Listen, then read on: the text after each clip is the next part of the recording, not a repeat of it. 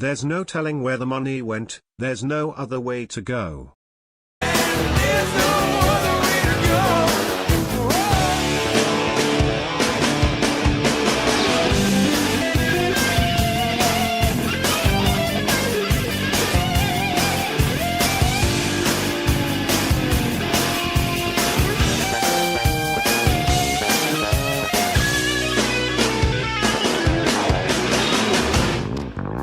Her methods are inscrutable.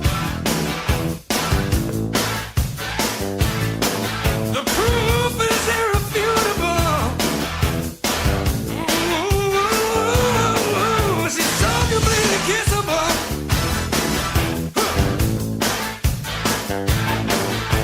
Our lives are indivisible. Yeah, yeah. She's a crazy, you know it. She's a powerful force. You're a blast to the phone when there's no other chord. Well, she used to look good to me, but now I find her simply irresistible. And there's no telling where the money went. Simply irresistible, man. There's no other way to go. Simply irresistible, man. There's no telling where the money went. Simply irresistible, man. There's no other way to go. Simply irresistible.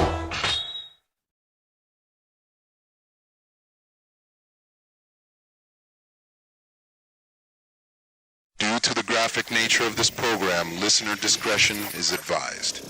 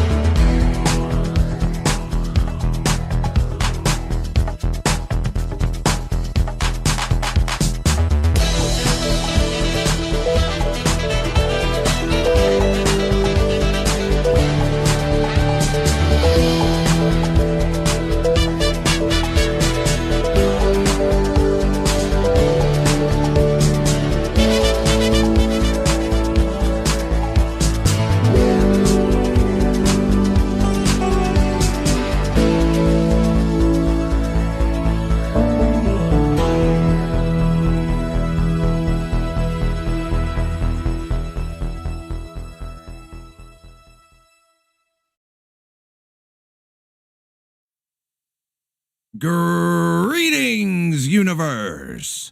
My name is Orbital Bacon, and I am certified G1 and a real freaking pro. Whoa, we're zooking out already, let's go!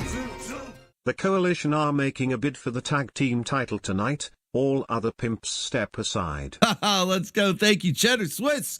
The Cheddar Swiss Coalition making their presence known. They're going for the tag team champion title once again. Because Wiz got in there early. He got in there early, giving a little lyrical backup there. He gave some backup vocals with Kitty reading out the super chat. So thank you. And now Cheddar, which I'm guessing Chester Stevens is the other half of the Cheddar Swiss. They're zooking out like Conan with a massive dono right there. Thank you guys so much.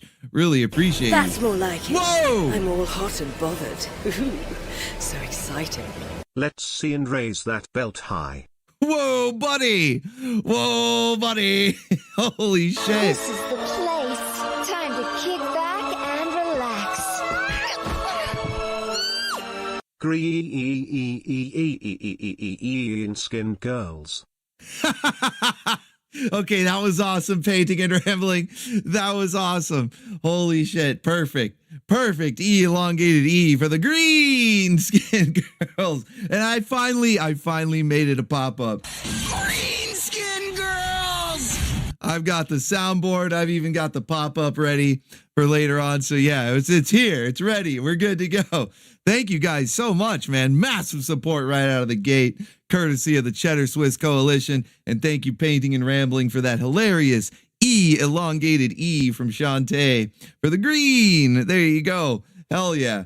I forgot where I was in the intro.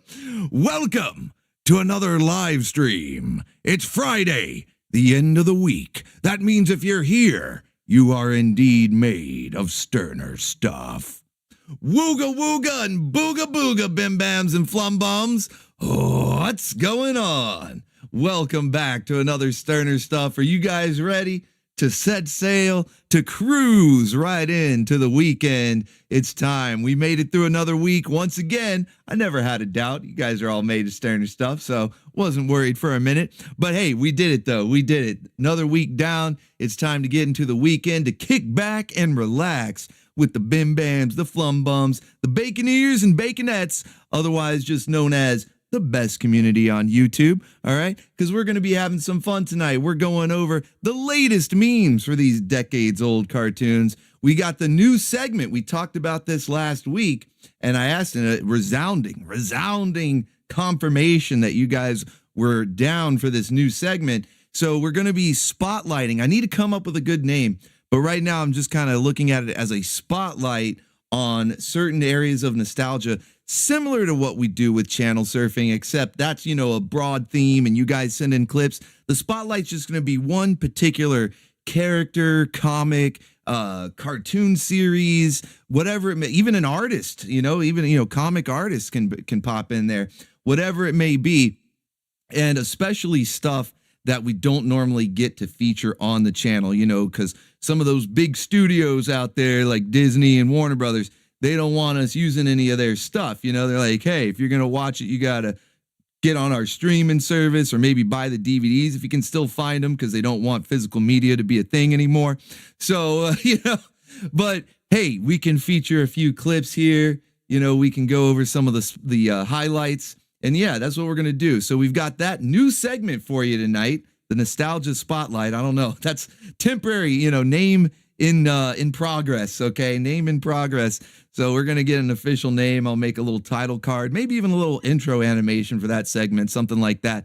But we've got that lined up for you. And then, of course, everybody's favorite segment of the week. We got the Waifu Roundup, and it's looking like it's going to be a good one.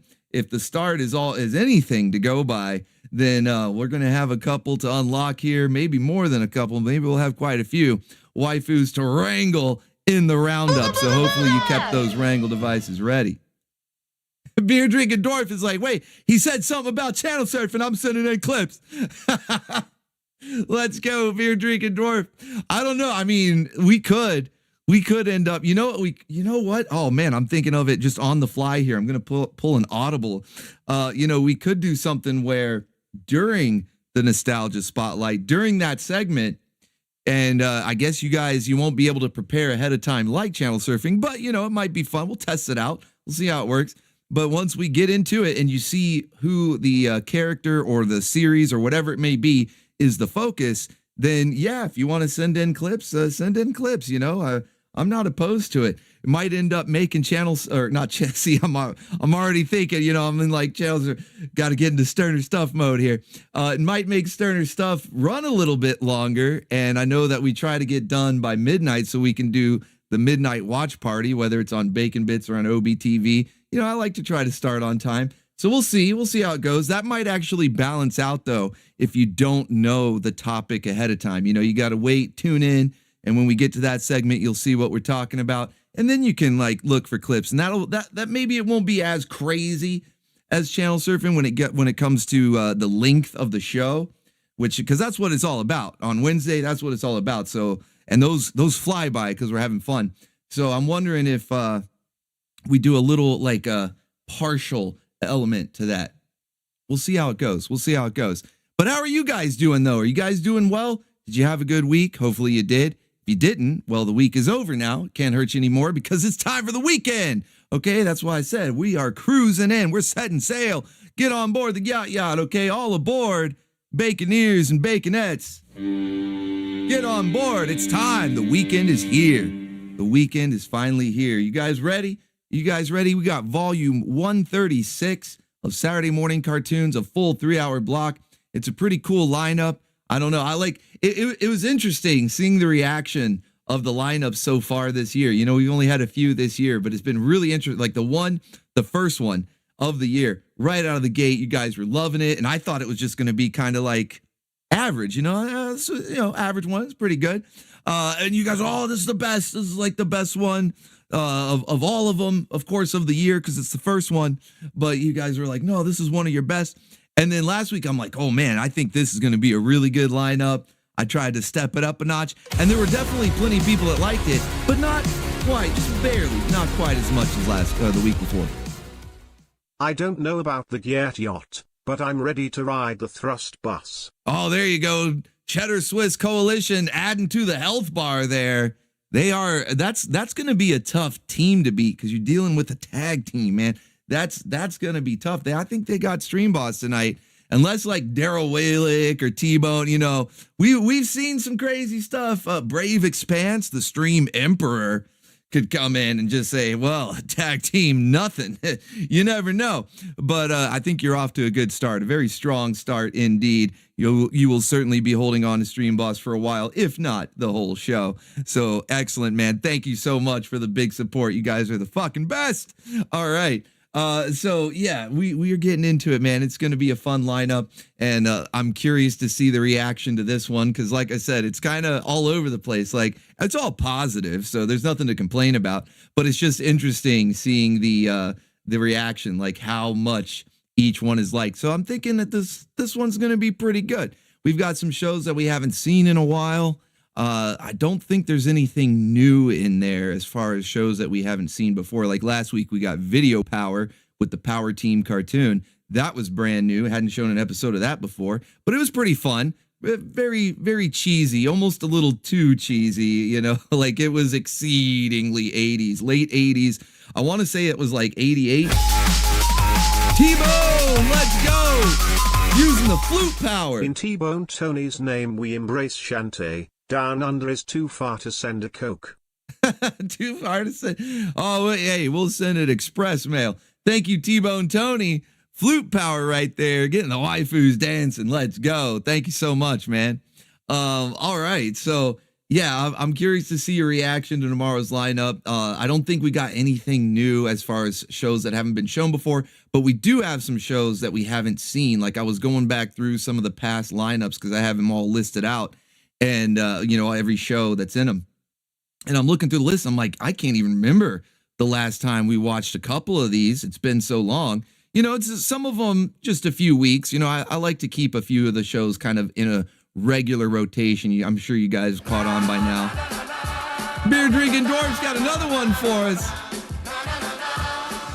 Skip to 2 o'clock. Beer Drinking Dwarf, let's go. I hope these are all green skin girls, because spoiler alert, that is sort of the theme for the Nostalgia Spotlight in this new segment tonight.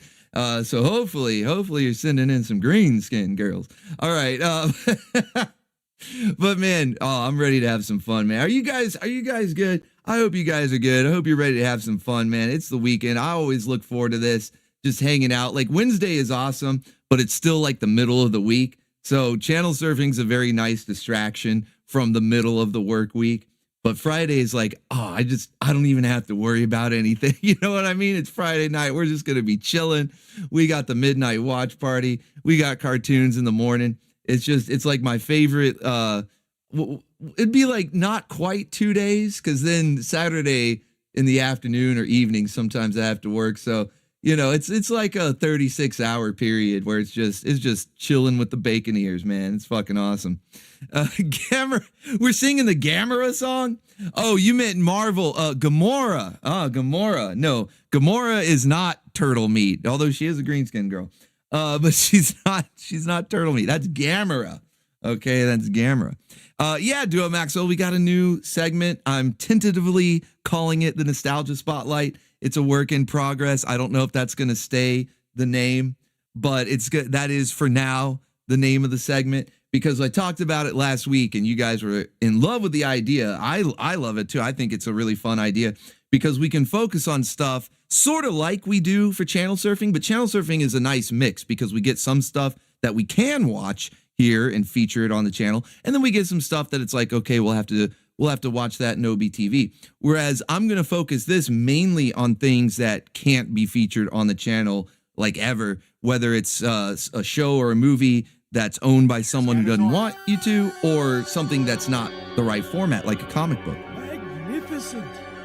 Look at the size of that thing! Go to 16s. Cheddar Swiss Coalition. Now they're sending in clips. Let's go. Oh man, this is going to be fun. This is going to be fun. All right. You guys are awesome. Thank you so much again for that massive support right out of the gate. And Cheddar Swiss Coalition just keeps adding to the health bar. They want to make sure they retain their tag team titles tonight. All right. Let's fucking go, man. I'm hyped up, man. I'm zooking out. No, man, you're just zooking out. Michael Russell with a bass dono. Let's go. Hail Bacon and Baconeers. Hail, Michael. Thank you for the bass dono right there. Really appreciate it, man. Oh, I need, there's a couple of newer clips that might be able to be used for that. If you guys have been watching Tojima Wants to Be a Kamen Rider, it's like the best anime. It's like, I say it's the best anime of this past year. It's still going, so maybe it'll count for this year too. It's the only one I watched from this past year. I don't really watch too many new or modern anime. I stick to the stuff from the 80s and 90s, you know, the stuff we watch on the channel. But I did check that one out because it had to do with Kamen Rider, and you guys already know I'm a big Kamen Rider geek. And I love it. I absolutely love it. And there might be a GIF or two in there that I could use for that pop up right there. Might have to update it. I just might. But yeah, so you guys have probably caught on that I have a few shows that are sort of in regular rotation where every couple of weeks, you know, you're going to get some more She-Ra, probably some G.I. Joe, things like that, you know, Dungeons and Dragons. But then there's some that they just come and go. It's completely sporadic. Who knows? And I tried to find a few of those that we have not seen in quite some time, you know, like months and months and months that it's been since the last time we saw an episode of these shows. So we've got that in the lineup for you, as well as a few more regular ones that it's only been a few weeks instead of a few months since the last time. So I think it's a nice mix. And so we're going to go over some of that in the Saturday morning preview.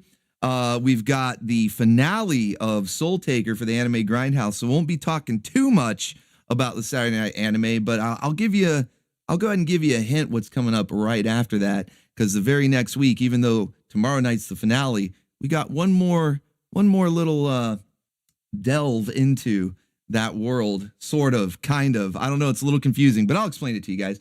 And then, of course, we'll try out this new segment that we got, the Nostalgia Spotlight, and any other news and updates. It's really nothing major, really just like the next channel surfing theme and letting you guys know what we're watching tonight at midnight if you weren't here last week, because we're going to be watching more of the same. If you guys were here, it was fucking awesome. I didn't want to stop, you know. I was like, oh, we got to get some sleep because we got to get up early for the Saturday morning cartoons, but I want to watch like 5 more episodes of this, man. It was so good. I can't, like, it's crazy because I remember not liking it back in the day. I was like, this isn't Mortal Kombat. What is this? Who are these characters? And it's so cheesy, but like, I didn't say it was cheesy. I just, you know, paraphrasing, because back then I didn't have the appreciation for the cheese like we do now, for the jank. I don't even think jank was a term back then. I don't know when that word was created, but I don't remember it back then. So certainly didn't have an appreciation for it, but now I fucking love it. It's like, I can't get enough. I got to watch more episodes. So we're going to be doing that. And then we'll get into the waifu roundup. So hopefully you guys have kept those wrangling devices tuned up in tip-top shape, because you know the waifus go whack for the stack. So you got to be ready to get them in your stable, all right? So if you guys want to support the war effort, because we do continue each and every week to wage the war on woke, okay? We're keeping the classic beauty standards alive, celebrating when waifus were hot and not, it's ma'am, okay? Not when you looked and you're like, I can't even tell. You know, if you were squinting, it's like She-Bulk instead of She-Hulk, you know? It's like, who is that?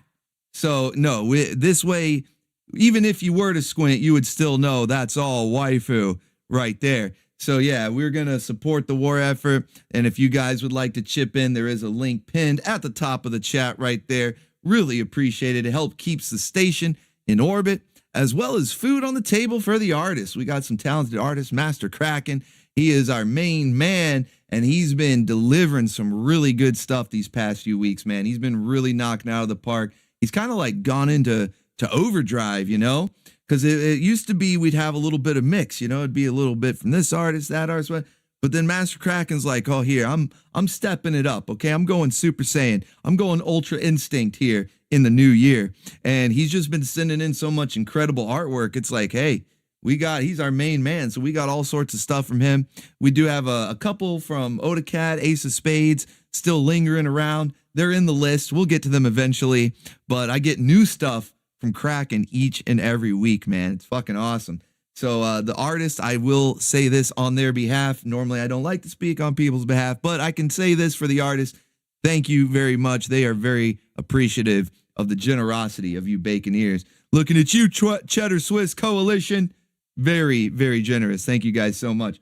All right, well, let's say hi to the folks in the chat here so we can wrap up this round of hot dogging and grandstanding and get into the show. But I got to see who we got here. Looks like we got a good crowd. If you guys will like up the stream for me, if you're ready to set sail and cruise on into the weekend, like up the stream for me. And then if you would like me to say hello, well, you already know. Look at you. You guys already know, okay? But if you're new, I'll tell you what to do. You just got to put that bacon in the sky, send it way up high, all the way up into orbit. Look at it going. It's flying up there. Look at it go. Let's see who we got in here. I see Isaac Nieder says embrace the cheese. Exactly. You know, I think that just comes with age. You know, when you get a little more mature, you realize cheese is good. Embrace the cheese. It's fun.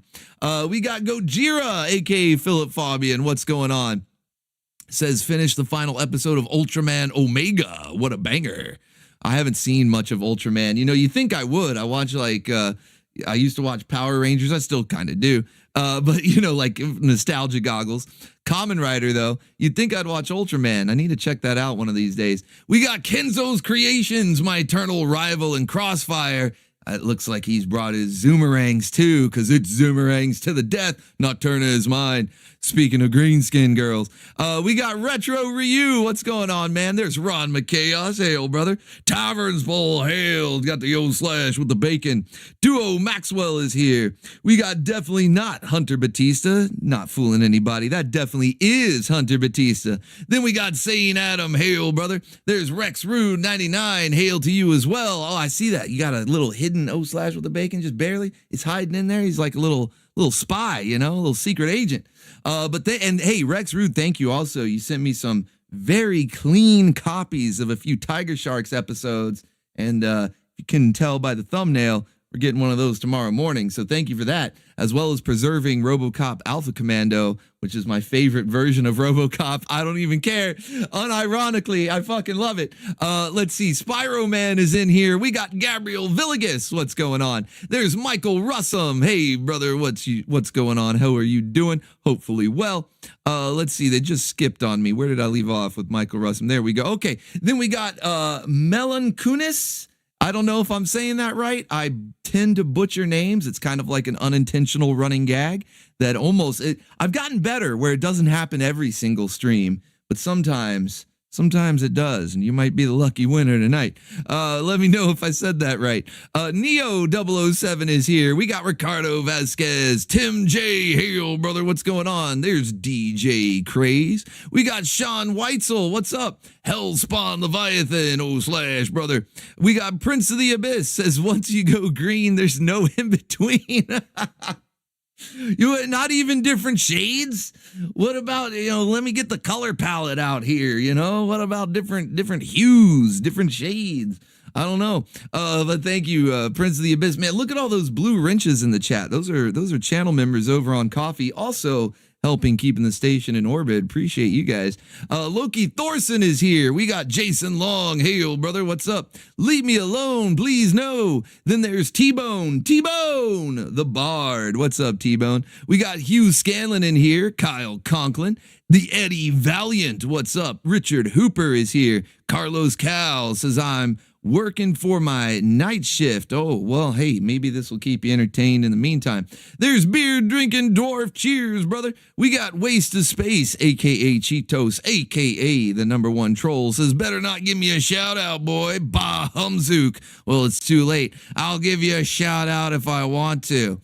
All right, Lynch85. Hail, brother. What's up? There's Wiss. Or is he? I think it is. He put a call into the chief. Painting and ramblings, got the Gyat Fairy dancing. I'm not even going to pretend to be sorry if I do offend. Wokesta's taken aback, 'cause I like waifus stacked, even if they are green-skinned.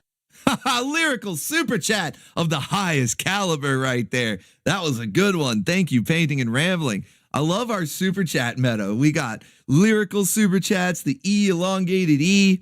Wasn't there a new one that just popped up? I'm kind of zooking out. I'm too excited. I'm too hyped up.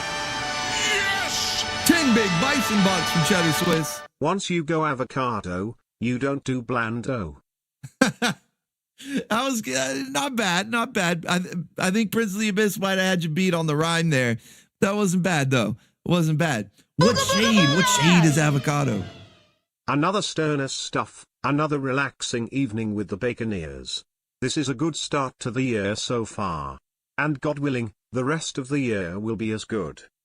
Definitely. Hey, if I have anything to say about it, I'm putting in the work for you guys, okay? I want to make sure that you guys have an awesome year because you guys, I'm blessed. I'm blessed to have the Baconeers, best community on YouTube. So I want to make sure I do everything I can so that you guys are having a good time 365 days out of the year, okay? For all of 2026 and beyond. And beyond. Let's go. Thank you guys so much for the super chats there. Where did I leave off? I think it was with Wiss. Yeah, I was talking about Wiss because he put a call into the chief, gave a little bit of lyrical backup to the intro song. Appreciate that. Cheddar Swiss Coalition, reigning supreme right now. We got Spyro Man. He says, hi-ya. I think you meant, hi fucking ya. Yeah, there you meant hi fucking ya. There you go. There's Tony Nugget says, we are here. Me and my nugget Luke will shout out to Tony and Luke, the Nuggets. Let's go. We got Pedro Martinez, Drunken Taoist. What's up? There's DeHarka88. Hail, brother. Let's see who else we got in here. James D. Morris says it's Bacon and Roses time. That's right. Johnny Hollywood. What's up, Johnny Hollywood? All right. Parker Parrish is here. Good to see you, man. Hopefully you're doing well. Chester Stevens, there he is, the other half of the Cheddar Swiss Coalition, holding on to those tag team titles with gusto. All right. We got Alchemy. Good to see you, Alchemy. Hopefully you're doing well too, man. Kyle Carson is here. Says the CIA put a chip in my brain. Oh, no. Well, it made you laugh so hard you almost shit your pants. Well, that is definitely something the CIA would do. Rooster 0084 is here. We've got Crossfire. You'll get caught up in the crossfire. What's going on, man? Stevesy is here. What's up, Stevesy? Good to see you. There was, oh wait, it just skipped on me. Hold on, I'm gonna scroll back up. Don't you just love when YouTube chat tries to mess up your shout outs here? Let's see, it's Prism Showers. Okay, Prism Showers. What's up? Let's see, did I get everybody else? Oh, Electric Monk. What's up, Electric Monk? And I think that might be it. I'm scrolling down just to make sure I didn't miss any of the bacon flying up. I see Contador in here. I got Sean Weitzel. Yeah. Okay, I think we got it. Okay, well, if I missed anybody, just put some more bacon up there. That'll get my attention. Or you can yell at me through a super chat. That always gets my attention. And like I said, helps keep the station in orbit. So I appreciate you guys. Oh, there's a Shadow Wapsimian. No, I'm just going to butcher that, man. Shadow Opsai Man. I don't know. I think I messed that one up worse than the other name that I thought I messed up. I have no idea, but I'm just going to call you Shadow. So good to see you, man. I like seeing new faces in the chat. That's cool. Hopefully you guys will stick around, become familiar faces. We have a lot of fun over here. Oh, there's No Name OVA. I see you. I see you, No Name OVA. And Scarlet Sprunky.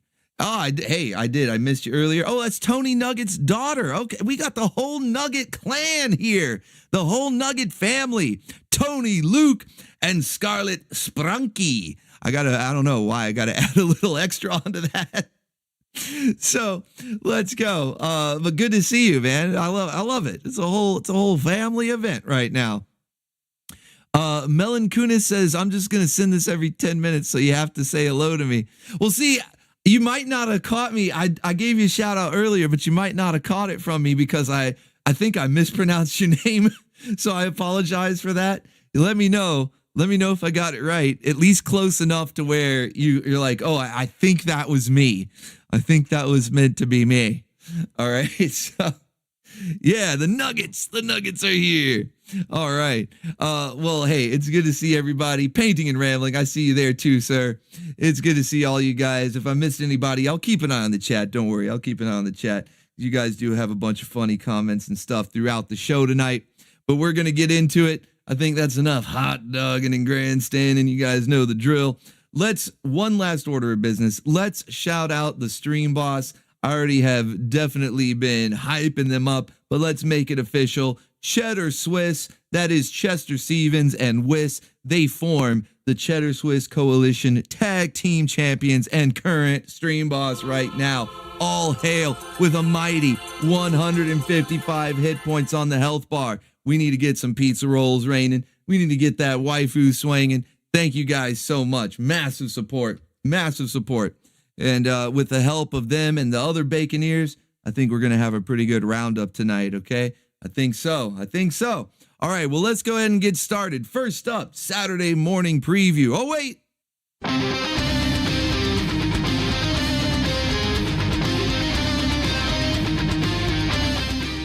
For our favorite half G need to groove 2, 2, 2, 2, 2, 2, 2, 2, 2, 2, 2, 2, 2, 2, 2, 2, 2, 2, 2, 2, 2, 2, 2, 2, 2, 2, 2, 2.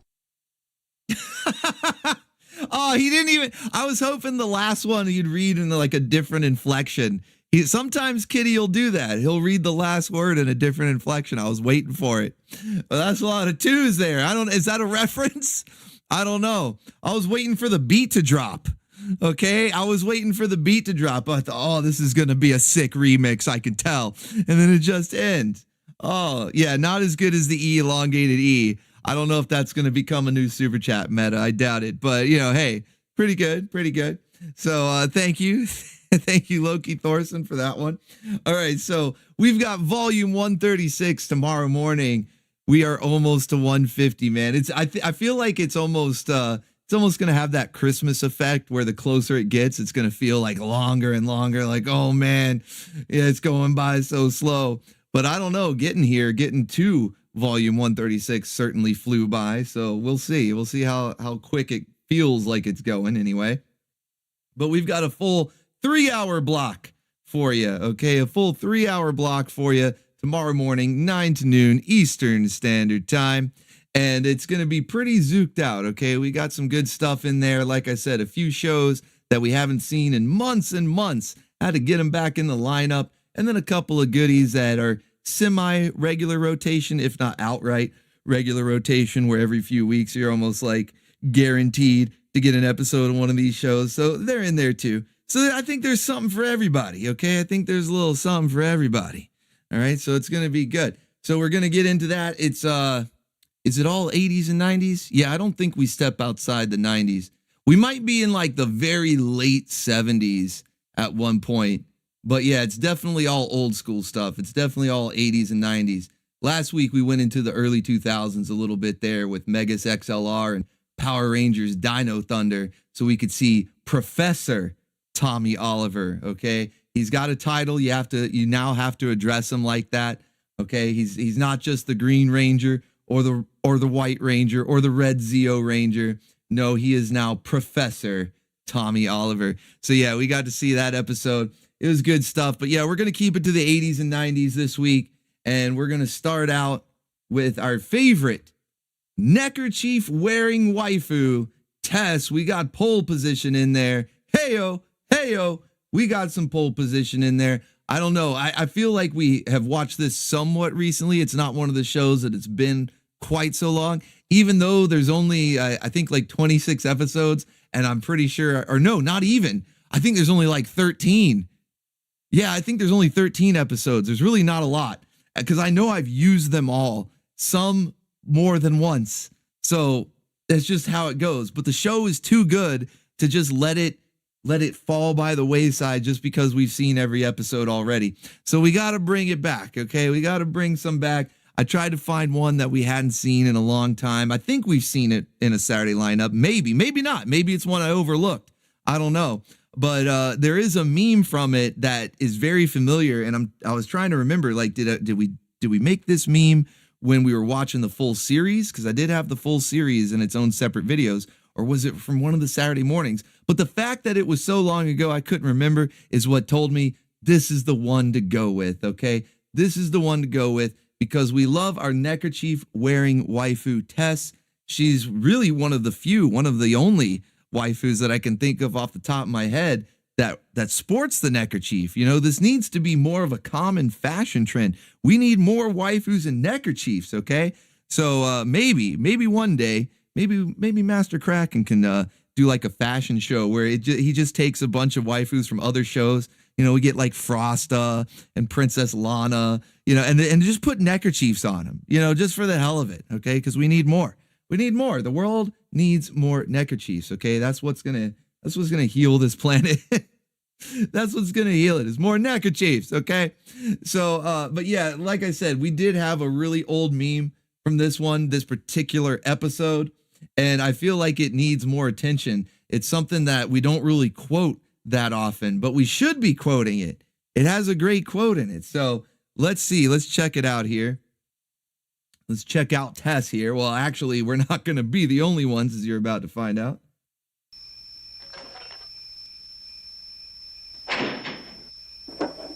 Gosh, girls today aren't like when I was young. Oh. Oh, busted. She caught you. Caught you looking. She caught you looking. Where are your eyes, buddy? Where are your eyes looking there? She caught you. So yeah, certified baconeer right there. The guy in the overalls, he's like, "Oh, hey, sorry. I was just admiring the undercarriage, your undercarriage, the car, the undercarriage of the car." Yeah, he caught your ass. Caught your ass looking there. Oh my goodness. But yeah, well, girls just start to say, it's kind of like the back in my day. And he goes on, he's like, "Wow, I've never seen a part like that before. I think we might need to quote that one."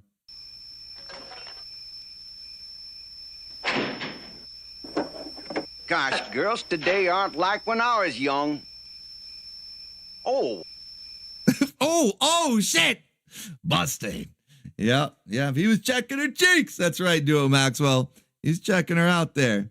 He's supposed to be looking at the car. He's a mechanic, but he's distracted because she's wearing a neckerchief. That's what I'm going to blame, the neckerchief. Okay. That's what did it. That's what did it right there. But yeah, he's a certified baconeer. This episode also has a classic. It's not like a video, but I did make an animated GIF out of it because Tess, she's known for being one of the very few, if not the only one. I don't know. There might be like one or two others, but she is one of very few waifus that doesn't really ever have J-Law moments, especially considering how much she drives. I mean, it's a car-focused show, so she does a lot of driving, and I can't really think of any time that she's ever had a J-Law moment. Yeah, she's exempt somehow. It's like those rare people that are immune to poison ivy or whatever. She's that rare waifu that's immune to J-Law. Somehow she's just able to. So, we gotta give her credit where it's due. Jason Long says no J-Law heresy. Heresy. Well, don't worry. We'll make up for it later, okay? Because this lineup features all the classics. We got wrangling going on tomorrow. We got Frostiflakes going on. And we do have J-Law, although it won't be from Tess. But as good of a driver as Tess may be, well, she still runs like a girl. I had to make a gif out of this one. It's like the girliest run I've ever seen, but I absolutely love it. It's like, it just makes her even better. She's got the neckerchief. She's immune to J-Law. And she runs like the girliest run ever. Like, just ever. So yeah, I had to make this a little animated gif. I think I'm just gonna have this pop up from time to time, especially if a waifu's ever running and anything else. It's like, yeah, that girly girl run. It's so good. It's so classic. You don't really see this anymore. You know, now they gotta walk and run and talk and whatever else like men. It's so retarded. But see, that's why we're waging the war on woke here on the Orbital Station. And not only are we keeping those classic beauty standards, but also when girls run, they gotta run like girls, okay? The girliest of runs, okay? So we've got that tomorrow morning. Tess is gonna be running like a girl, even if she doesn't necessarily drive like one, okay? She can't have all of her stats maxed out. She'd be too powerful. All right, so we got to have balance. We got to have balance somewhere. So yeah, she may not drive like a waifu, but she certainly runs like one. Let's go. So we've got pole position. In the pole position, starting off the morning tomorrow. That is going to be our first show. Very 80s, and we're going to keep it there for a little while. You guys already saw the thumbnail with Tiger Sharks. We got Angel from Tiger Sharks in there. A couple of off-screen wranglings. I was going to do a clip because I was skimming through the episode and I was like, oh, hey, they get wrangled. A couple waifus get wrangled in this. And I was looking for the actual clip so that I could, make a little meme out of it. And they get wrangled off-screen. What's going on with that? Is it like a tree that falls in the woods and no one's around to see it? Does it still happen? Has anyone else here seen that music video about Asmongold about bringing back the insane asylums for the rainbow-haired Wokies? The message held within rings most true in these times, and locking them up will do everyone a world of good. Hail hentai. I have not seen that. I have not seen that, Reverb. Tess running is the way waifus run when they hope to be wrangled. Oh yeah, that's the body language of that run cycle. Is like, please get me in your stable, okay? Yeah, that right there. That's it. Might as well be running to the wife cage. She might as well be running to the wife cage because that is. I 100% agree. Painting and rambling. It's without having to say a word.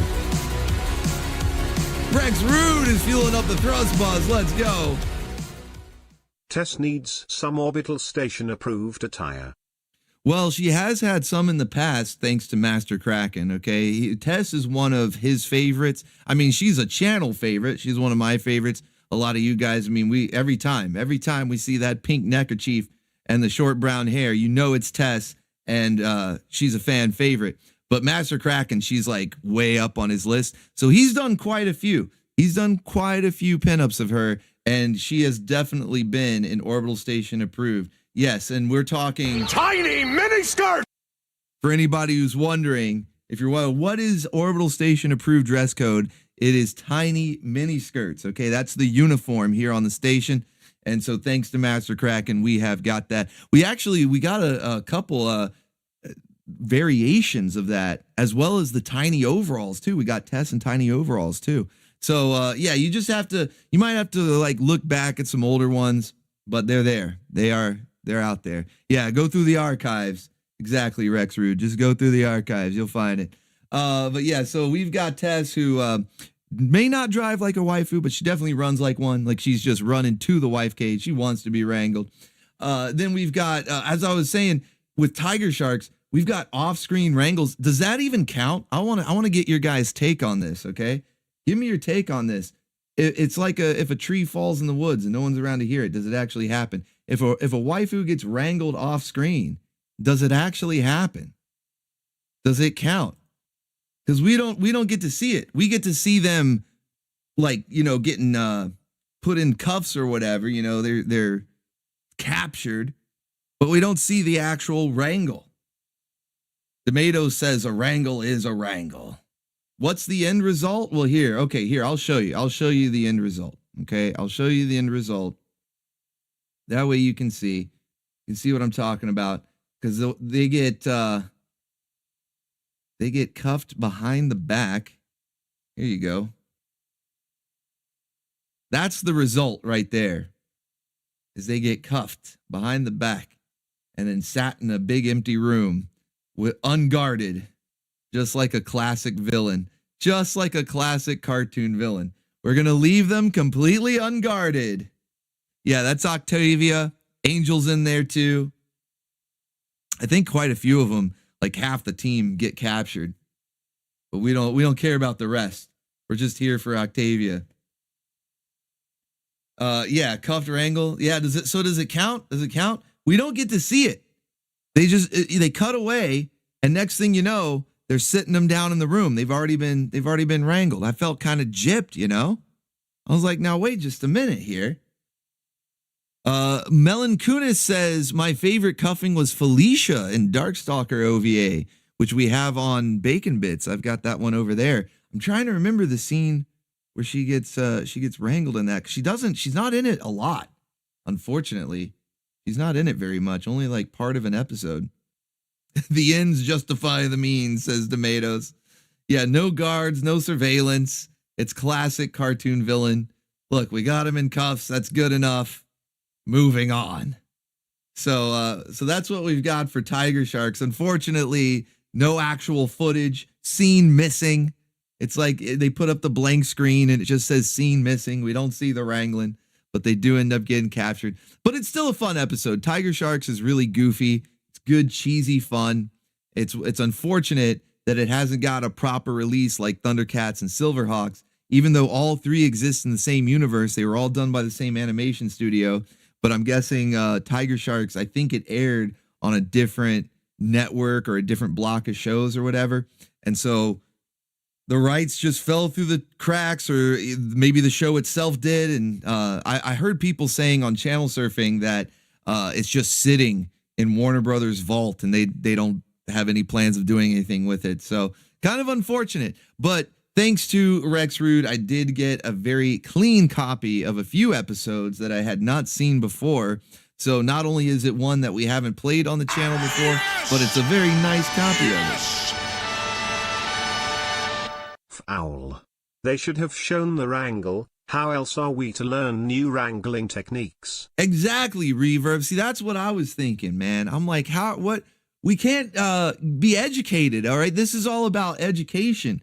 And we can't get a proper education if they skip over everything. But thank you, Reverb154, for the 10 big Bison Bucks. I like how angry Kitty says. He's like, foul. Like, Kitty's pissed off, too. He's a fan of wrangling. He got all pissed off. He said, foul. Damn, I've never heard him sound so angry. My goodness. But yeah, it is. I'm calling foul. I'm calling foul on the play, okay? They do not get an official wrangle status. I mean, they're wrangled, but we're not going to add it to the list. We don't see the technique. There's no clip to be seen. So maybe like half a wrangle. We'll give them like half a point. Okay, we'll give them half a point. I think that's, and I feel like that's being generous. Okay, I feel like that's being generous. So let's see. We've got pole position. We've got Tiger Sharks.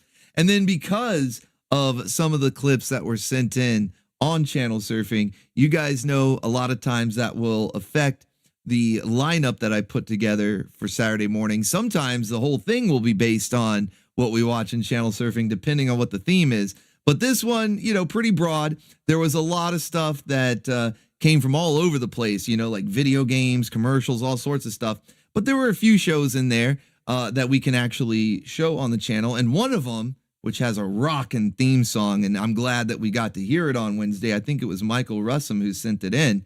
So it was stuck in my head after the show.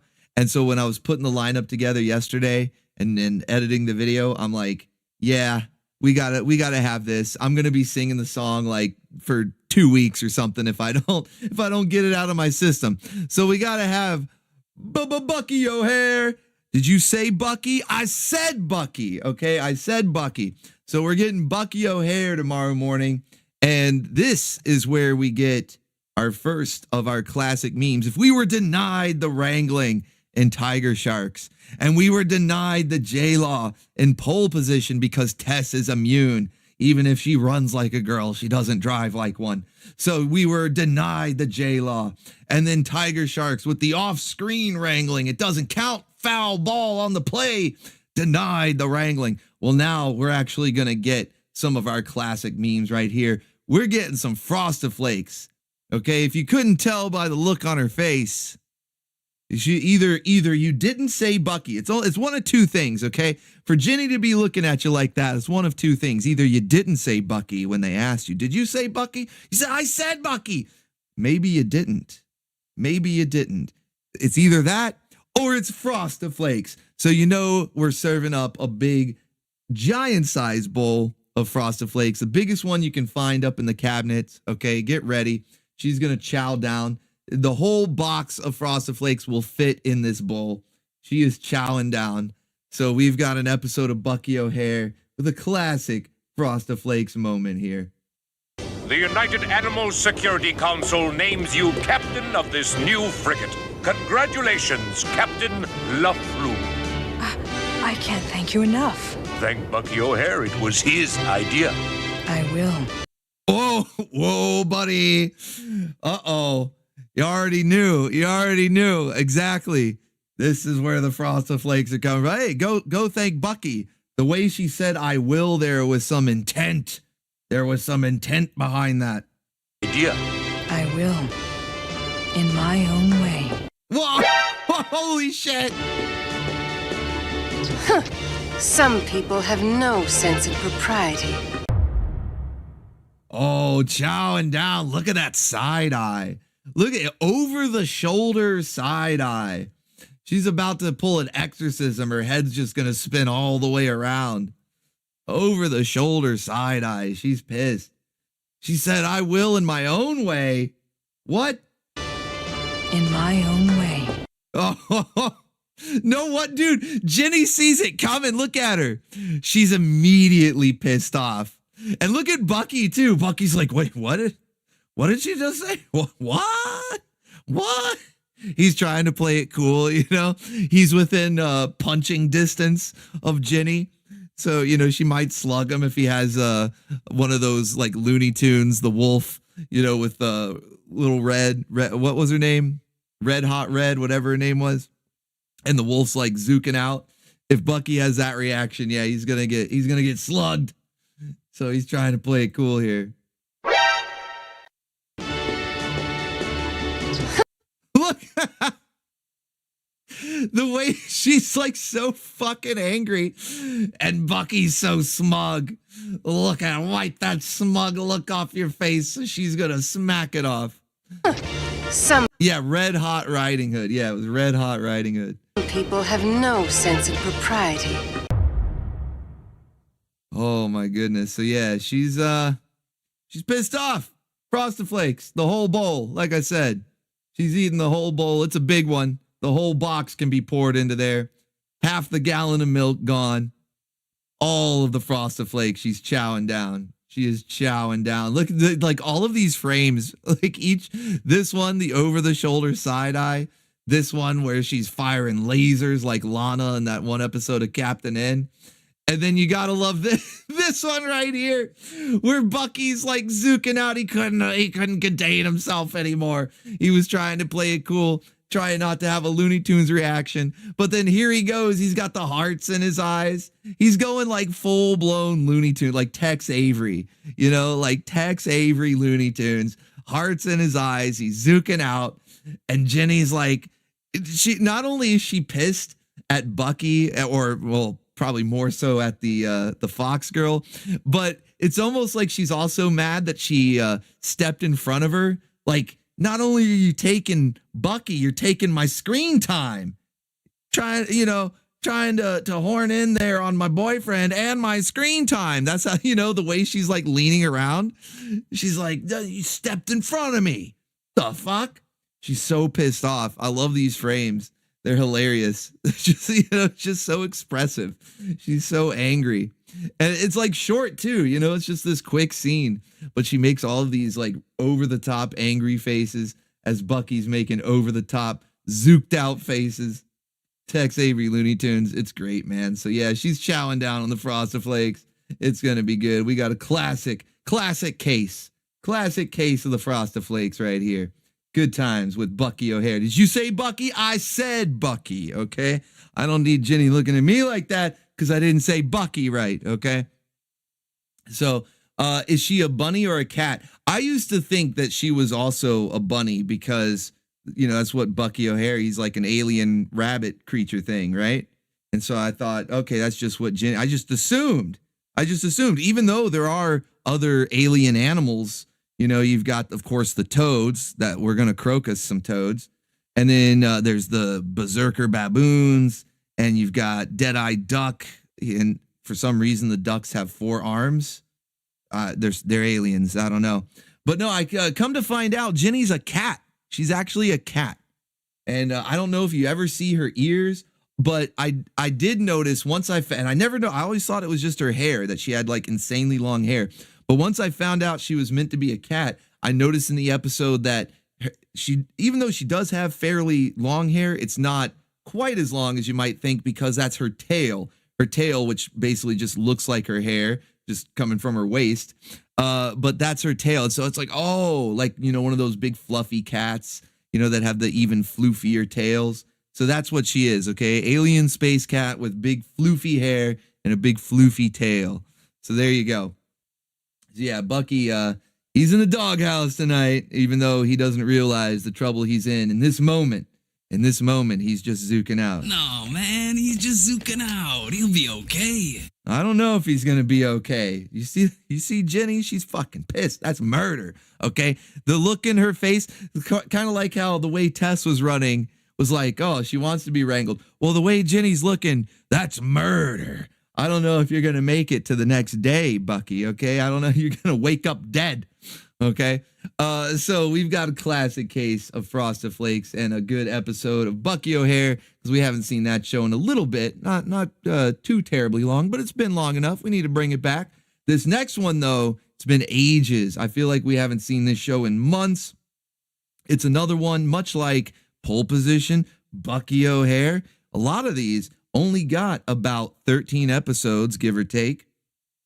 And so it's real easy to end up going through all of them, especially when we're on volume 136 of Saturday Morning Cartoons. It's kind of easy to use up all of these shows over that course of time. So we gotta do some reruns, some reruns every now and again. But this particular show, even if the episode itself might be a rerun, I don't know, you guys gonna even remember the last time we saw it? I can't even remember. It's been a very long time. So we got to, and did somebody, who was it? Was it Melon? Was it Melon in the chat? It was either, I think Prism was the one who asked if Jenny was a cat or a bunny. I think Melon was the one who brought up Felicia earlier, which, interesting, foreshadowing right there. Because we do get Felicia. It's not the OVA, of course. We're doing Saturday Morning Cartoons, so this is the Saturday Morning Cartoon version. And yeah, it is jank. I know it's jank, but hey, we like jank, okay? We like Zook, see? Well, yeah, we like Zook too, but we like jank, see? All right, we like jank, yeah, see? We like the jank, see? All right, so yeah, we're getting janky Darkstalkers tomorrow. We haven't seen it in a very long time. Had to bring this show back. I was worried for a minute there because Discotech was doing their release of the show. But I think they've already done it. Like it was like a few months back, maybe longer. I don't know.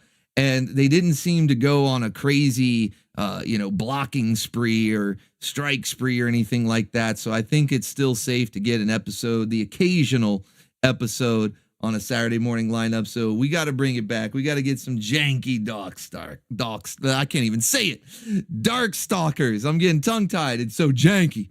But now we will get a proper wrangling. Okay. If we missed the wrangle before, just like we were denied the J-Law and the wrangle in Tiger Sharks, well, we got some Frostiflakes, proper Frostiflakes, and we're getting proper wrangling in this episode. And of course, it's going to be Felicia. I mean, who else would it be? Who else would be like, of all the characters, especially the way some of them are drawn in this episode,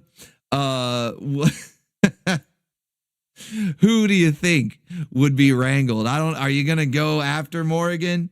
I mean, normally that would be a no-brainer, but have you seen her? Have you seen the way they drew her in this show? It's a travesty.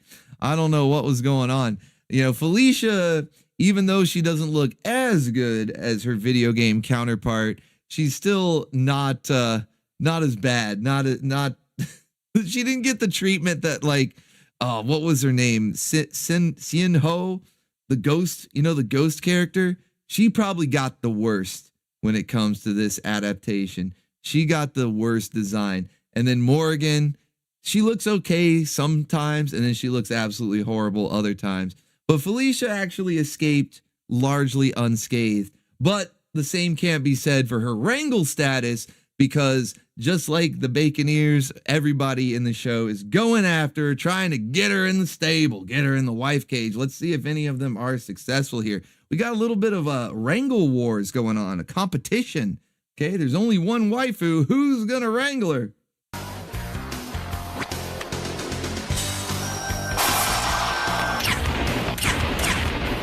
Hold still! Hold still so I can wrangle you. I don't know. Is he trying to wrangle her? He's trying to blow her up there. Thought maybe he'd be firing wrangle beams. He's getting kind of rough with it.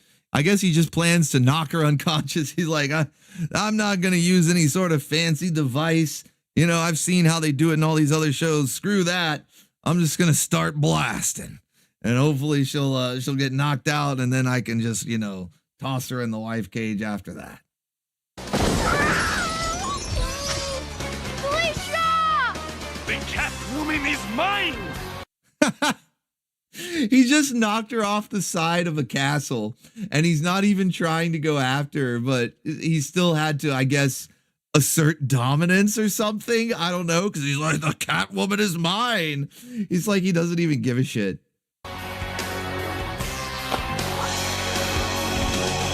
And there's your Morrigan. And trust me when I say, chat, she looks better. This is like one of her better looks here. Sometimes her face is so messed up. I don't know what the animators were thinking. It's like, did you even look at the game? Did you even look at any of the sprites or the artwork from the game that you're adapting into a show here? I don't know. Yeah, this is like, it's janky. Oh, don't get me wrong, Tim J. It is janky, but trust me, this is actually one of her better looks.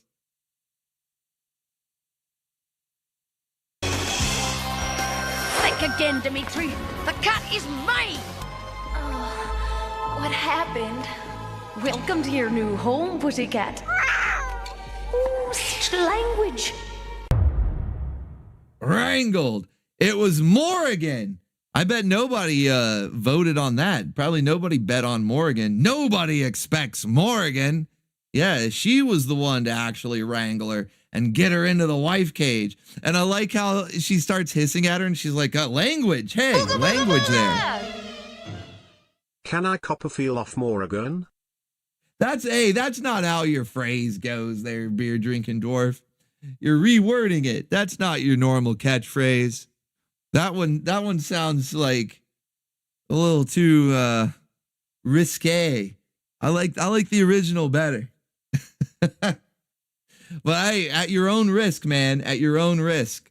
Okay, you see the jank, don't you? You see the jank, right? So at your own risk, buddy. Think again, Dimitri. The cat is mine. And she's doing the rogue pose too. Did you guys catch that? A little bit of a rogue pose there. What happened? Welcome to your new home, pussycat. Ooh, such such language. Wrangled into the wife cage. Now, you know what's crazy? All the stuff I'm talking about, the animation and the character models and everything looking pretty jank. I think they did pay attention somewhere, because this is the only adaptation where they actually get Morrigan's accent right. If you guys notice, she didn't say too much there, but you might have been able to pick up on it, that she has a bit of an accent, a Scottish accent, because she is indeed Scottish. That's the official lore. It's canon, okay? It's a canon event that she is Scottish. She's supposed to have that accent. But every adaptation, like the OVAs, any other appearances that she's made elsewhere, she has like either a British accent or just no real accent at all. But yeah, she's meant to be Scottish. They got that part right. I'll give them that. You're really stacked, aren't you? What was going through their minds while animating Morrigan in this series? Crack, that's what was going through their minds. We can see the results clearly. Yeah. They were on the Zook, man. Zook is a hell of a drug, okay? Yeah, they gotta watch out. Cause yeah, they were on the Zook. Maybe a little too much, you know? But yeah, she's a Scottish waifu, that's right. And this is the only adaptation where they got her accent correct. So we do have to give them some credit. As janky as a series as it is, we got to give them some credit. But it's still a fun series, though. I mean, I talked about earlier at the beginning of the stream that we like cheese, okay? We like jank. It's when it's so goofy that it's enjoyable, it's just fun. It's just fun to watch, even if it's like poorly animated or whatever. It's not so bad. It's not like Dingo Pictures level of bad animation. So it's not like it's hurting your eyes to look at it. It's just not as good as we would have liked it to be, especially considering the source material. But it's a seriously goofy show, and it's got Scott McNeil voicing half the characters, and he always delivers an over-the-top performance. You know, you've got Scottish Morrigan. What more could you ask for, really? Really, what else could you want? So we've got Darkstalkers coming up with a proper wrangle, and that'll be our stepping into the 90s, okay? So we've got some 80s shows in the first half, and then some 90s shows in the second half, starting with Darkstalkers. And then we'll continue on. The one show I'm going to leave as a surprise, but it's another one that we have not seen in ages. It's been quite a long time since we've seen an episode of the show that comes after Darkstalkers, but you're just going to have to tune in to find out. But the way that we end the morning, I will give you a preview of how we're going to wrap everything up. And I did mean that intentionally. Mummy wraps, okay? We're going to wrap everything up because we got the mummies. And that's how we're going to finish off tomorrow morning. Late 90s with Mummies Alive. And I told you guys, didn't I promise you that we were going to have all of the classic memes properly represented? Even if Pole Position denied us a J-Law, even if Tiger Sharks denied us a wrangle, well, we got proper Frostiflakes and Bucky O'Hare. We got a proper wrangle in Darkstalkers. So what are we missing? Well, just look at who's on screen. Nefertina here, she's infamous for her J-Law moments. Okay, this is basically why the J-Law firm was created, was because of Neffy. Okay, she basically started the J-Law firm, infamous for her J-Law moments. It's practically every episode. I feel like every time, just about every time I play an episode of Mummies Alive, when it comes time to put a meme together, it's a J-Law moment. And this week is no exception. So we get a pretty epic J-Law moment here. There was one, I don't know the last time we saw it. I think it was around Halloween. I don't know if there was a J-Law episode in that one. But before Halloween, the last time we saw Mummies Alive, there was a semi J-Law. She was driving crazy, and I'm kind of surprised she didn't crash, but she was driving crazy enough to where what's the kid's name? Is it it's not Percy. What's the damn kid's name? Where he's like, "Let me out of the car. I'm going to take the bus. Let me out of here." They keep wanting to call him Rapsies. So that's how I remember him, but whatever his actual name is. But he was like, "I'm going to take the bus. Let me out of here." So it was like Presley. Thank you, Presley. Yeah, he wanted out. So we have a kind of a similar moment with a character wanting to get out, but not in time because we have actual J-Law classic. Okay, classic case of J-Law. Here we go. Yeah, Presley's mom has got it going on.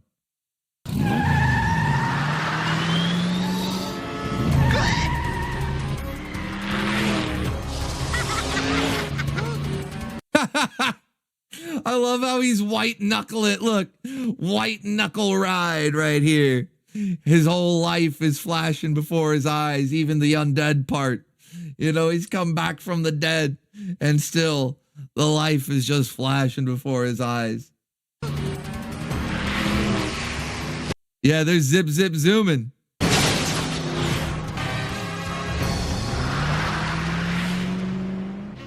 Typical woman behavior. Stop the car! Fine, whatever.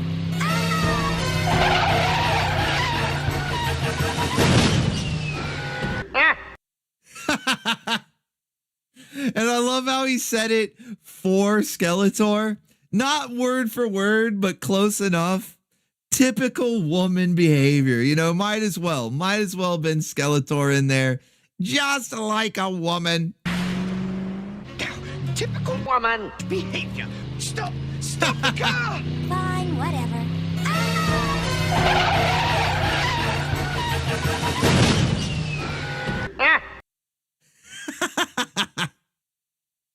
So we get a classic J-Law moment from Neffy. She basically created the J-Law firm, or maybe it was created because of her. It's kind of like what came first, the chicken or the egg? Was it Neffy or was it the J-Law firm? Yep. Gray skin girl. Yeah, there you go. There's all sorts. I mean, we saw Octavia. She's kind of like lime green. I don't know, that sort of like yellowish green. And then you've got Neffy here. But we also, just to complete all the Skittles, you know, tasting the rainbow, we get red as well.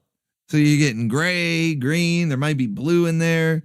Trying to think. No, the Ghost Waifu and Darkstalkers, that, like I said, they messed up her. She's not even blue anymore. But yeah, we get an evil waifu here. Evil red waifu. That's right. Evil red waifu. So we get the classic J-Law moment. Frosted Flakes, wrangling. We get all the Skittle waifus here. Yeah, it's going to be crazy. So that's how we're going to finish off the morning tomorrow with Mummies Alive, as well as a lot of good surprises in there in between the shows that we unveiled tonight for you. So it's going to be a good time. Hopefully I will see you guys there. It's going to be zooked out. I'm looking forward to it. I think it's going to be a really fun lineup. I'm looking forward to all the chat going crazy, spamming the memes. It's always a fun time. So that's going to be 9 to noon, full 3-hour block, Eastern Standard Time, starting at 9. So be ready, okay? Be ready. You're not going to want to miss anything. There's some jank. You guys think that I showed some of the jank here with Darkstalkers? Oh, you ain't seen nothing yet. I kept a couple surprises in there, and one of them is the jankiest. Okay, the jankiest of jank. It's going to be awesome, though. I'm talking, well, no, I don't want to spoil it. I was about to, like, give you a major hint that would have basically given it away. I'm just going to let you be surprised. But just be ready, okay? Be ready to zook out. Be ready to crank the jank, because it's going to be a cheesy good time, all right? A lot of goofy shows tomorrow morning. It's going to be fun. I'm looking forward to it. All right, for the Saturday night Grindhouse, the anime Grindhouse, I think most of you already know what we got coming up, so I will keep this brief. But we are finishing. It's the finale, the final 4. We're in the final countdown, the final 4 episodes of Soul Taker. I think you guys have started to warm up to this show a little bit more. That first volume, we had a really good turnout, but everybody was confused. And then this past Saturday, not as big of a turnout. Probably the ones that were most confused decided, I don't think so. But those of you that did give it another go, I think enjoyed it a lot more. It got a little bit less confusing. We actually have a semblance of a plot going on now that we can follow along. And the fight scenes are, as always, really beautifully animated, badass fight scenes, great music. So it's been a lot of fun. And we've got the final 4 episodes tomorrow night that will wrap up the story as, well, I mean, it's not like it leaves you on a cliff or anything like that. But if you've been watching the anime so far, you know it's really abstract. It's really zooked out. And the ending is the same. Okay. It's kind of an abstract, zooked out ending. You'll get the gist of what's going on. It's not going to get like more confusing. It'll still continue to get slightly less confusing, but don't expect anything to be spelled out for you. And it's like, oh, and they all lived happily ever after. No, it's going to be like a crazy zooked out ending. But it is good. It is good. So we're going to get those final 4 episodes tomorrow night. Now, next week, I'm going to go ahead and give you guys a heads up right now, just in case you're not here next week for the explanation, because I feel like it will require at least a couple of times explaining this for you guys to fully grasp what's going on. And hopefully, I'm hoping that you will be less confused that we saw Soul Taker first, although it might result in further confusion. I'm not really sure, but let me go ahead and explain it to you. So tomorrow night, we're finishing it up, okay? The final 4 episodes, that's all they made. It's done. But then the following Saturday, we're not necessarily done with Soul Taker altogether. We're done with the series, but there was a spinoff because, as we've talked about, as we mentioned in the chat during the stream, we all love Komugi. Like, she's hilarious. Her energy is infectious. It's like, how can you be in a bad mood when she's on screen? Because she's just fucking hilarious, okay? And the voice actress brings a lot to that, like just the sound of her. Even if you're not reading the subtitles and you have no idea what she's saying because you can't speak Japanese, just the sound of her voice and the way that she delivers her performance, it's hilarious. You're just like, can't really help but chuckle at it, you know, at a bare minimum. You know, you might just be like, I'm laughing. I was like falling over laughing, man. Like, she's fucking hilarious to me. So really fun character.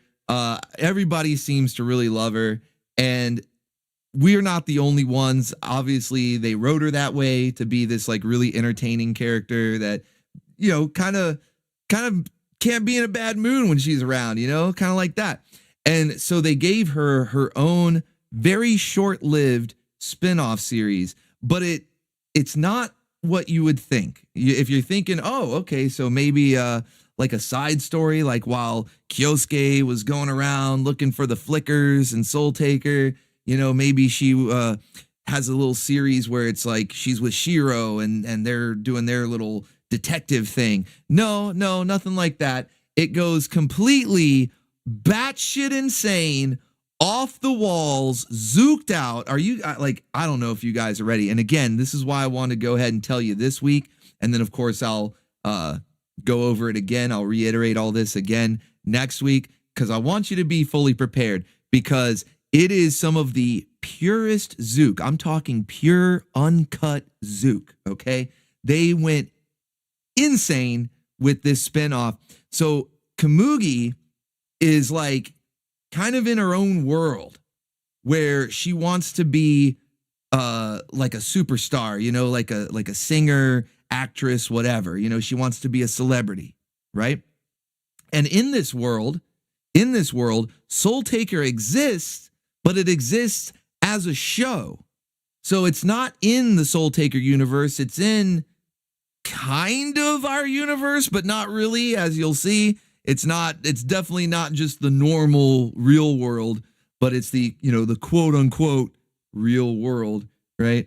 And Soul Taker exists as a show that she starred in. And Kyosuke is an actor that, you know, played in Soul Taker. Shiro is like her manager, and he, you know, but he was in Soul Taker. You've got all the characters you'll see just about, with the exception of the mutants. You don't really see like the bad guys, you know, the mutants from Soul Taker, but the Flickers, Kyosuke, Shiro, Yui, and of course Komugi.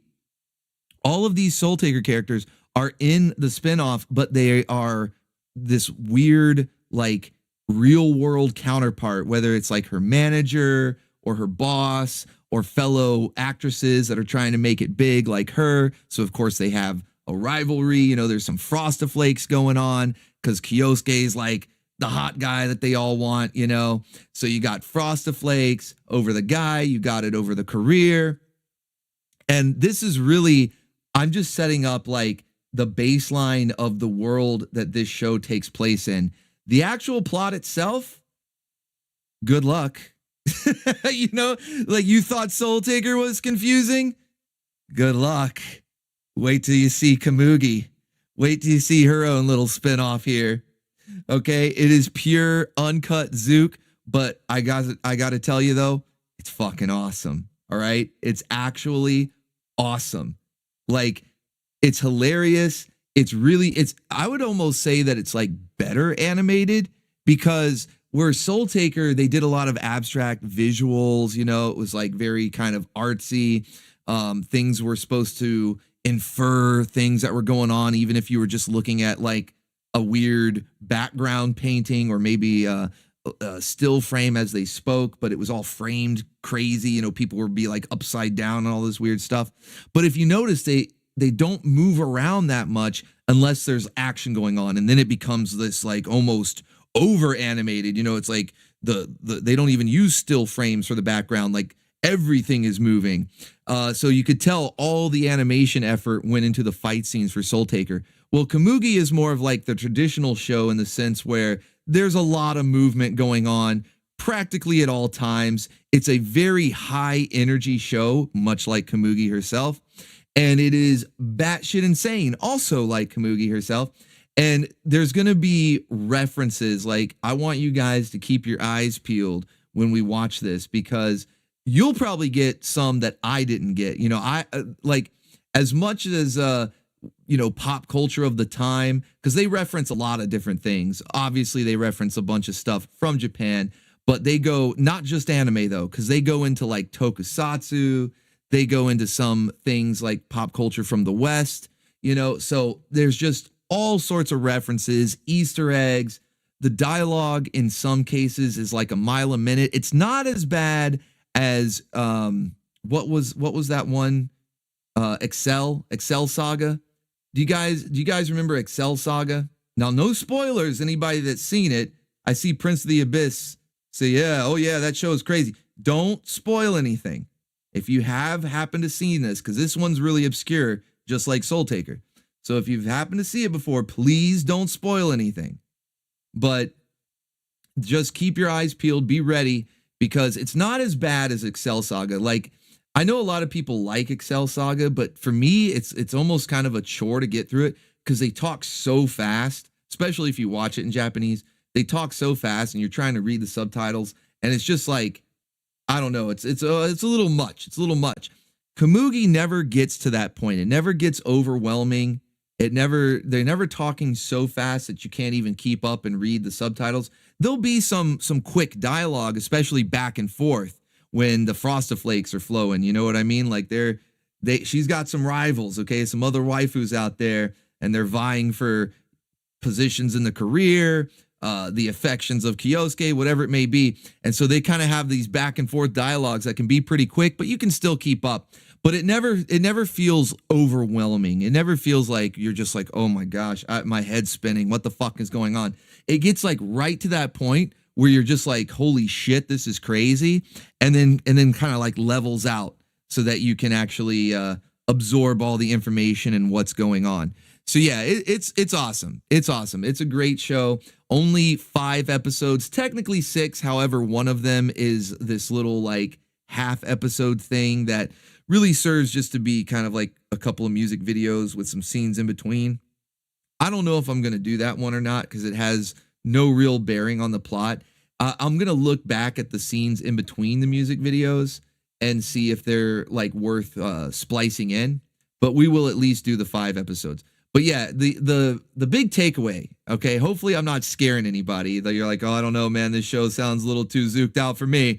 Don't get scared, because the main point that I want to make is that it is fun, okay? This show is so much fun. You're going to laugh your ass off. There's a little bit of action in there. It's not quite like Soul Taker, because it's not really meant to be like cyberpunk Devilman like Soul Taker is. So it's not as focused on the action, but there's some action in there. There's a shit ton of comedy. It's fucking hilarious. And then there's a ton of like references and Easter eggs. So the more well-versed you are in all this geek culture that we've loved growing up with, especially around the time, the late 90s, early 2000s, even though they will reference some older stuff too, then yeah, the more familiar you are, the more well-versed you are, you're going to pick up on all the references, and it's just going to make you laugh that much more. So yeah, it's got wall-to-wall waifus stacked and packed, okay, because all the flickers from Soul Taker are in it. Komugi, Yui, Shiro's brother, sister rather. Shiro's the brother, she's the sister. All of them are in it. And they even add a new one, a couple of new ones, in fact. I don't want to really spoil anything. I just got through saying, hey, no spoilers now. So I don't want to spoil anything. But yeah, you'll get some new waifus in there. You'll get some returning ones from Soul Taker. And then it stars Komugi. It is her series. She's the star of the show. So if you enjoy that character, if she cracks you up like she does me, then this show is definitely going to have you rolling on the floor laughing. Okay, full-blown Rafflecopter. It's going to happen. So I'm looking forward to that. And like I said, I wanted to go ahead and let you know now, even though it's not till next Saturday, just in case, if you're here now, but for whatever reason, if you're not here for the Anime Grindhouse Rundown next Friday, you would have missed it. So I feel like Soul Taker probably needed like 2 weeks worth of explanations to get people ready for that one too. But I'm not going to make that mistake with Komugi. So I'm letting you guys know a couple of weeks ahead, or just 1 week ahead of time, but I'm going to let you know a couple of times the premise so you can be ready, you can be fully prepared, and that way you can have fun. Oh, you were talking about Soul Taker. Yeah, Soul Taker. Well, still, no spoilers for that either. We got the final 4 episodes tomorrow night, okay? No spoilers for that either. So yeah, Komugi's a spinoff. It's fucking crazy, though. I don't think you're ready for the level of Zook. Do yourself a favor. Don't spoil it. Don't go looking anything up. Because you want to go in blind especially if you've never seen it. Like if you've seen it before and it's just been a while, then yeah, you already kind of know. But if you've never seen it or heard about it or anything, just go in blind and let the Zook take you, okay? Just let the Zook take you away, all right? It's going to be so much fun. I'm really looking forward. I almost can't wait. I'm like, yeah, I want to finish Soul Taker. We're in the final 4 episodes. It's a good show. It's one of my favorites. But I really can't wait to get to the Komugi spinoff because it's just so fucking crazy. And I think that you guys are going to have a blast with it. And I can't wait to see chat's reaction to all the zooked out insanity that goes on in that show. All right, let's see what else we got. Oh, it's time. See, I need to make like a card for it. I just fucking blindsided me here. So it's time for our nostalgia spotlight. Okay, this is the new segment that I talked about. I don't know if we're gonna keep that name, nostalgia spotlight. It kind of works. I don't know. I'm gonna workshop it a bit. But this is a new segment that we're gonna do on Sterner Stuff every week, where we go in and take a look at whether it's focused on a character, maybe a series, could be a show, could be a comic book, maybe even focuses on a particular artist, because I got a couple ideas for the coming weeks. But I figured we would start with our favorite. Green girls! Green skin girls! Green skin girl, She-Hulk, and I'm talking about the real one, okay? This is the real She-Hulk, the sensational She-Hulk, which was largely drawn and written by John Byrne. He was a pretty prolific comic book artist. He did a lot of stuff, especially in the 80s and 90s for Marvel. Obviously She-Hulk here, but he also did some work on Uncanny X-Men, Avengers. He was really all over the place, man. He's done a lot of great art. And if you notice, just by this one image alone, but really I encourage you to look up any of his stuff, he has a talent for drawing waifus, man. Like he knows, okay? He's got the gift, all right? So he did Sensational She-Hulk here, and I was gonna just feature maybe a couple of images of like his covers that he did, the artwork, maybe if there was a particular scene in the comic. And as I started looking into it, I was like looking up some of the history and stuff, and I realized, no wonder, you know what? No wonder we love She-Hulk so much beyond just being, green skin girl, but she's perfect for the orbital station. She's absolutely perfect for the orbital station. All right. You guys are going to see what I mean here. Let me read you. Okay. I want to read you a little bit of the backstory. This is the nostalgia spotlight, maybe some factoids, some trivia that you might not have known. So She-Hulk was created not just as like, oh, well, hey, we have Hulk, let's make her a girl, but no, specifically because at the time there was the live action Incredible Hulk show with Lou Ferrigno as the Hulk. And they also had recently launched the, what was it, $6 million man, but there was the Bionic Woman. If you guys remember the spinoff, the Bionic Woman. And so Marvel was like, now, wait a minute. They did that because, $6 million man was successful. So they made the Bionic Woman to be like the female version and just kind of keep it going, right? So we've got this Hulk show that's on the air right now. And if they decide, because I'm pretty sure it was like the same studio that was doing the show.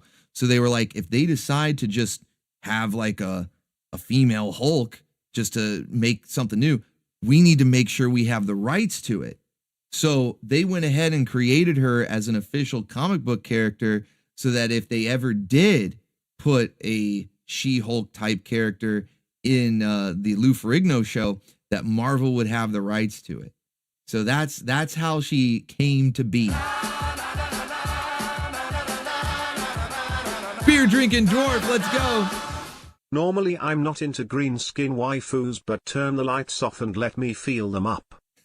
Oh my goodness, man. You're going crazy. You've been drinking that beer, haven't you, beer drinking dwarf? My goodness.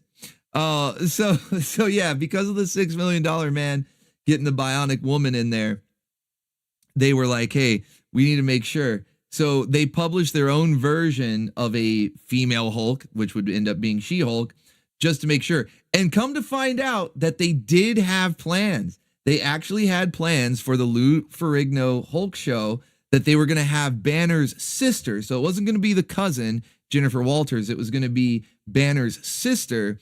And she was going to be suffering from a disease where the only cure was getting a blood transplant from a sibling. So obviously it would have to be Bruce Banner with his gamma-infused blood. And that was going to turn her into a woman Hulk who was, like crazy and scary and all that. But 6 episodes in to that second season, because that was going to take place in the second season of the show, 6 episodes in, a new boss took over at CBS and decided to cancel the show. Cheddar Swiss with another one. We can't talk about green-skinned waifus without mentioning Dot Matrix. Oh, hey, well, this is the time. You can send in clips.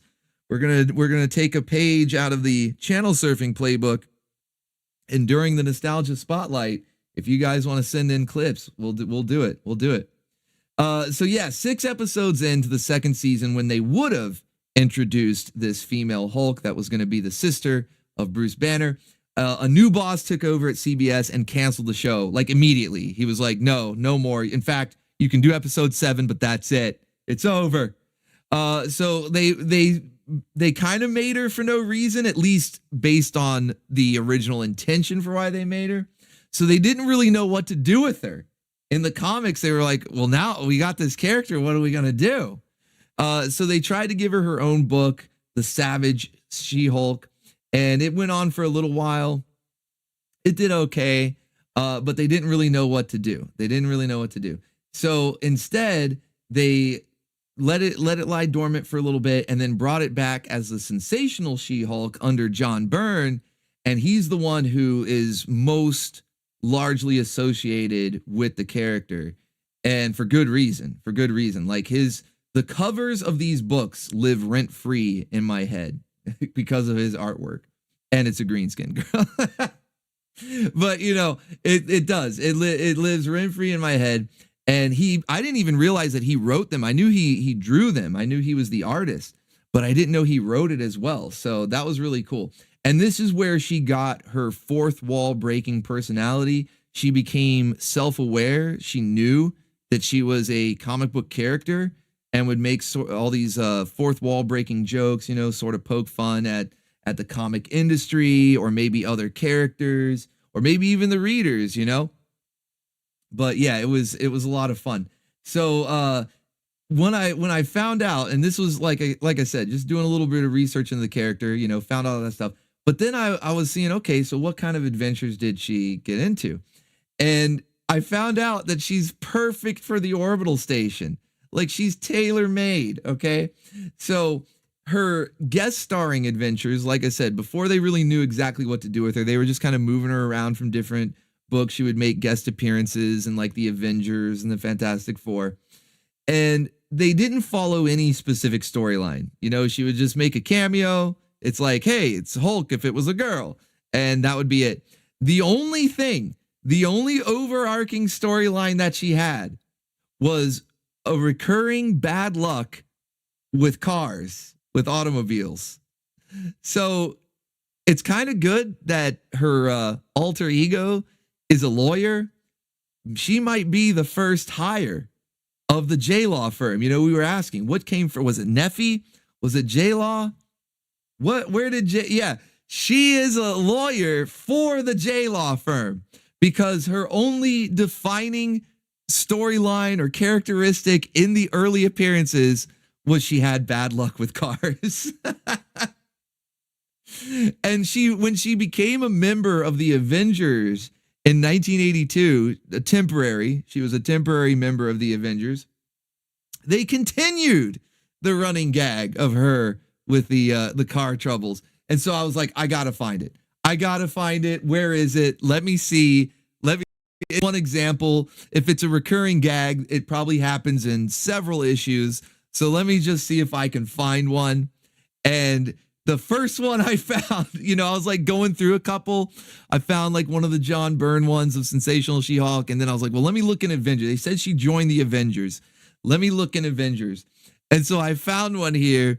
And well, I'll let you guys see. So she's trying to actually work on her car. She's trying to fix a problem, and she's getting zapped. She doesn't know how electrical wires work. This is very much a just like a woman moment. She doesn't even know to unplug what order they go on the battery or anything like that. And so she's getting zapped by while trying to fix the engine, and immediately goes full J-Law Hulk smash. Just destroys, continues to destroy the car, crunkles it up, and throws it in the trash. Yeah, she even breaks that trash can. What did the trash can do? But look at it. She crunches up the car and throws it in the trash. Just like a woman. So yeah, it's a really good thing that her alter ego is a lawyer. I think she's going to end up being the first hire of the J-Law firm. She's hulking. Yeah, she's hulking out. Yeah, don't let her. I don't know if that counts.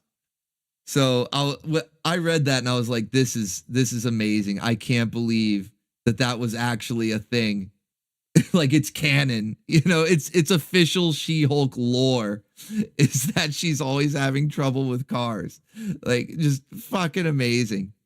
So then when John Byrne took over, after all like the random guest appearances and not really knowing what else to do other than make J-Law jokes practically every issue, then John Byrne took over and, like I said, gave her that sort of fourth wall breaking self-awareness. This is long before Deadpool. This is like a decade at least, I would say, before Deadpool started doing the same thing. And really, I think She-Hulk did it better. He got into a little bit of trouble. He was actually known for testing the limits, because, like I said, not only would she sort of poke fun at the comic book industry and maybe like other characters or things that, you know, might get people a little ruffled. He would push the limits with the art as well, because also, as I mentioned before, you should definitely look up some of his artwork. This guy knew how to draw waifus. He enjoyed drawing waifus. And there was one issue in particular that depicted She-Hulk jumping rope so fast. She was jumping the rope so fast that it appeared to maybe shred her clothes. I don't really know exactly what was going on, but we're going to take a look. We're going to take a look at the issue. Fear not, Baconeers. We got it right here for you. So issue number 40, they're handing her the jump rope there on the cover, and she's holding what looks to be like a newspaper or something in front of her. But if you look closely at the newspaper, as I'm sure you are, I'm sure everybody's, really trying to read what it says there. It's the Comic Authority Code, the logo.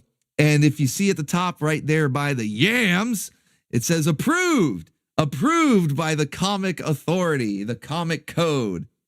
So kind of poking fun because they were giving him some grief. They were like, hey, man, this might be a little much. You're going a little crazy with this character, getting her into some situations. And he's like, oh, really? Well, here, let me, I'll just make this the next cover where she's, yams approved by the Comic Code, just covering up with that documentation right there. And they're telling her to jump rope, give her the jump rope. And as we go into the issue, she does proceed to jump rope. Okay. Very fast, providing a tactical blur. That jump rope has a tactical blur effect right there. And it just goes on. This is how you know John Byrne was based, because not only does he put that on the cover, but then he's like, how about the first page? Well, and the second page. You know what? Third page, we need to see the back. Okay. How about the first 3 pages? Okay, we need to see the back as well. In fact, it's still not enough. Turn back around. Let's see the front again. It's still not 4 pages. Let's go. How about 4 pages? You think I'm going a little too far? Comic Code Authority. You think that's too much? How about the first 4 pages? Not just the cover taking a dig, but how about the first 4 pages?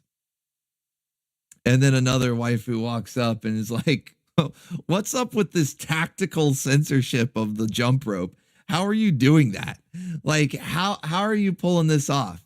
She's like, I can't stop twirling the rope. Okay, we don't want to get John fired. He's already pushing the limits. He's already testing the waters here. We don't want to get him fired. And so the waifu goes, oh, really? And she yoinks that jump rope. No more tactical jump rope for you. And come to find out, oh, she was in a tactical bikini all along. Very well placed. Very well placed. But see, that's the humor, though. I find that hilarious. You got to admit, that's like a really good visual gag. And this is before movies like Austin Powers were doing those types of visual gags. Like the opening credits of all the Austin Power movies would basically do the same thing.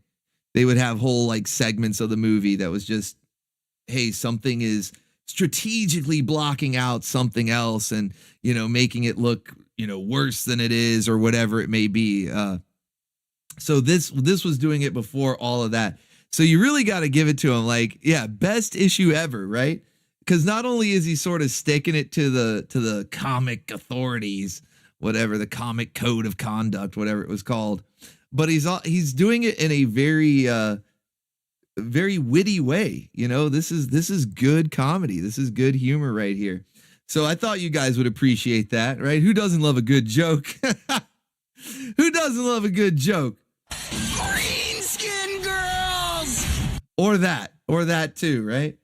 Or that too. So yeah, his art was absolutely great. Look at this. I mean, just every panel, every page, John Byrne based art right there. Awesome stuff. So I wanted to highlight She-Hulk, who might be the original green skin girl. I know some people brought up Star Trek, the old series from the late 60s. And I think Kirk had found some green alien girl or something. But did she even have a name? She was in 5 minutes, if that, of an episode. And then you never see her again.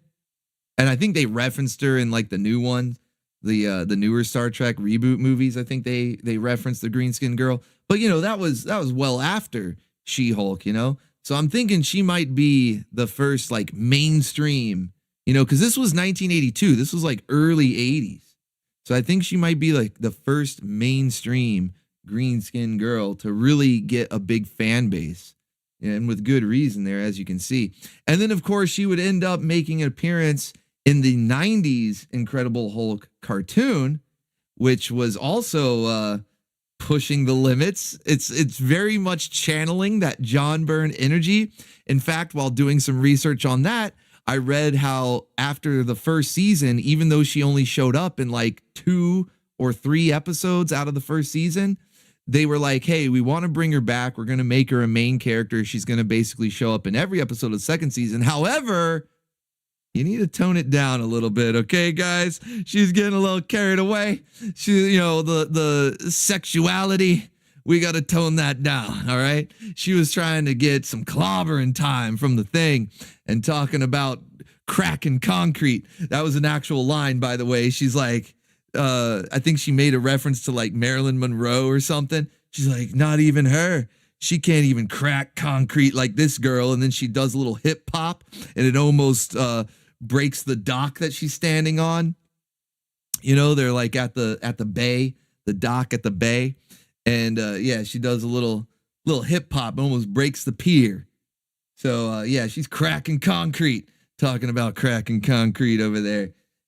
So yeah, they said, you got to tone it down. Okay. You got to tone it down. Did they though? Did they? Because like I said, they were channeling that John Byrne energy when they brought her in the first season.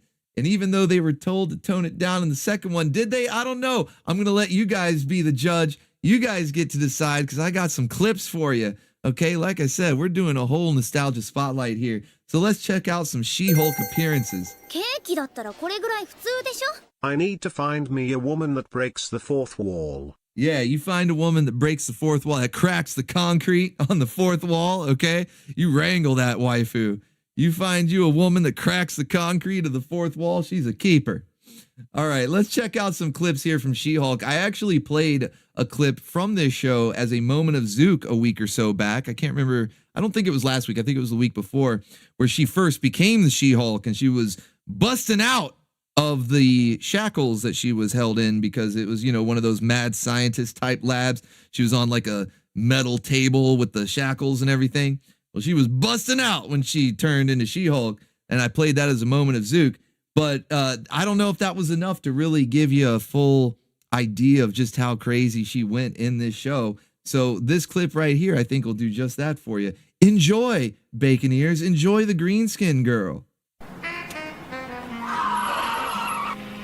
Jennifer, I remember, never would have done that. Well, let me tell you, cousin, the Jennifer you remember could never have done that. Just my style. Shiny and tiny. Shiny and tiny. Remember, you got to tone it down, guys. And this clip in particular is from the second season after they were told to tone it down. And she's talking about, I like it shiny and tiny. Like, whoa, buddy. Hang on. This is what we call a situation green. And then that's the code of conduct. This is the code of conduct board right here. Oh, it's terrible. It's horrible. What are you doing? But again, this is after they toned it down. Green sorceress, green-skinned, red-haired, knife-eared waifu from the 1940s. Oh, shit. Okay, painting and rambling with a deep-cut green-skinned girl right there. I'll have to look into that. See, I'm not familiar with that one.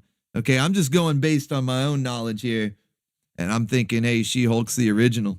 But yeah, again, season 2, tone it down, guys. And she's ripping off her clothes. This is code green. It's code green, guys. Code green. Hit the alarm. Green skin girls! These legs aren't just for decoration, you know. You may release me now. Okay, but most men wouldn't be in such a hurry. Holy shit, dude. It's like even the sense of humor that John Byrne had is channeled into this. I love that. She's just cradling Doctor Strange there. And yeah, he's not Bacon Ear status revoked. I don't know if you ever did have a Baconeer card, Doctor Strange, but if you did, you're going to have to turn that in, saying, oh, go ahead and put me down. But she calls him out, though. You notice she calls him out? She's like, okay. But most guys wouldn't want to. You're kind of a weirdo. You're kind of strange, Doctor Strange. You may release me now.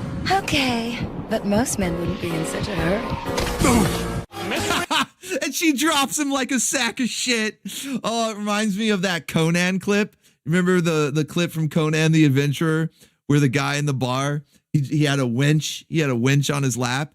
But then when he saw Jasmine, or as he called her, cum girl, he like just dropped the waifu, the winch, like a sack of potatoes. She did the same thing. She's like, okay. Just drops him like a sack of shit. Now get ready for an epic pan-up. Are you guys ready? This one give Cammy a run for her money. Cammy is still the pan-up queen because she's gotten 5 pan-up shots in a single episode. And she's still going to hold on to the title. But just this one pan-up alone is definitely enough to give her a run for her money. The tall, lean, the gal that put grr in green, Jennifer Walters, otherwise known as the She-Hulk.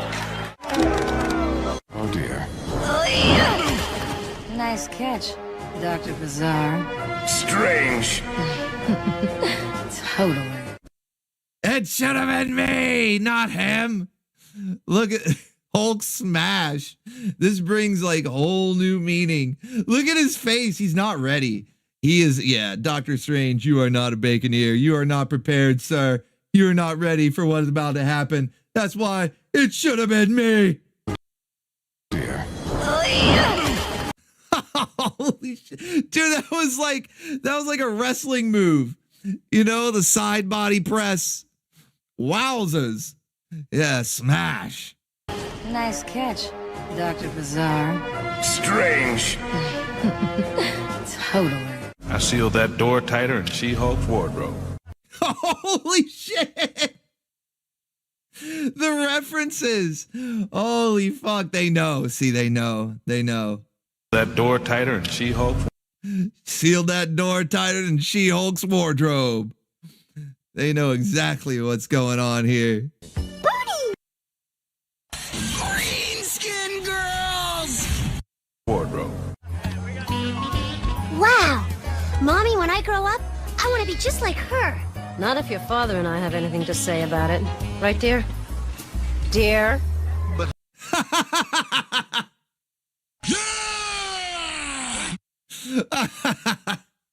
Now this guy, on the other hand, you know, Doctor Strange, you have your card, your license has been revoked. This guy, on the other hand, random background character number 2, he's a true Baconeer right here. She's like, yeah, not dear honey, hello. Dad is mesmerized. He's mesmerized right now. Green skin girls! Green skin girls! Honey, she's so She's so green. But wait, honey, no. She's so green, though. Father and I have anything to say about it. Right, dear? Dear? But honey, she's so she's so green. It just never seemed appropriate. Well, Doc, time to spit in the eye of what's appropriate. Hell yeah. I actually like that line. That's pretty good right there. Especially coming from She-Hulk. And now that you guys know the backstory, that's why I saved that clip for last. So you know, like the backstory of the comics, and even in the show, they were told, hey, you gotta tone it down. You gotta tame it. Okay. Tame it a bit, tone it down, rein it in, getting a little crazy. And I love that line. He's like, you know what, Doc? Sometimes you just got to spit in the eye of what's appropriate. Holy shit, man. She-Hulk is fucking awesome. So yeah, that is our spotlight, our nostalgia spotlight on She-Hulk. One of the first. If she, okay, maybe she wasn't the first. People were bringing up the Green Sorceress or that alien chick from Star Trek. But one of the first, if not the best, green skin girl So I wanted to start off our new segment each week, the Nostalgia Spotlight. It might be a character, it might be a show, a comic, an artist. Who knows? I got a few things already lined up for the coming weeks. If you guys want to suggest something, please do. If you have a suggestion for something that you think would be cool to feature in the Nostalgia Spotlight, then by all means, keep those suggestions coming in and we'll get them in there. But since we are at this segment, let me go ahead and check the clips that you guys sent in. And hopefully they are of green skin girls. Beer drinking dwarf started this trend here. He heard me mention channel surfing and he said, well, don't mind if I do. So let's see what you got.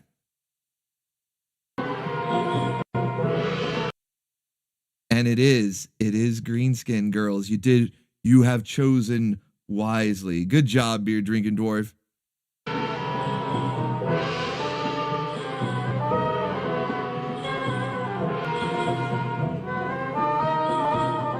She kind of looks like She-Hulk, you know, kind of similar hair, you know, kind of has a similar hair going on. I mean, obviously it's exaggerated in the comics. That's just how art is, but yeah. Looks better than the fucking, what was it, on Netflix or Disney Plus or wherever the hell that abomination aired. Looks better than that one.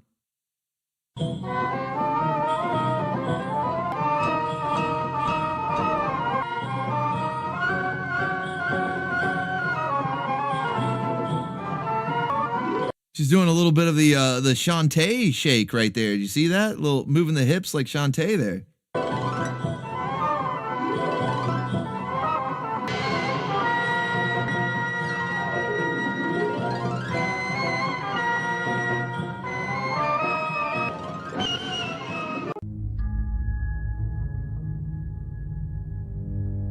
Green skin girls!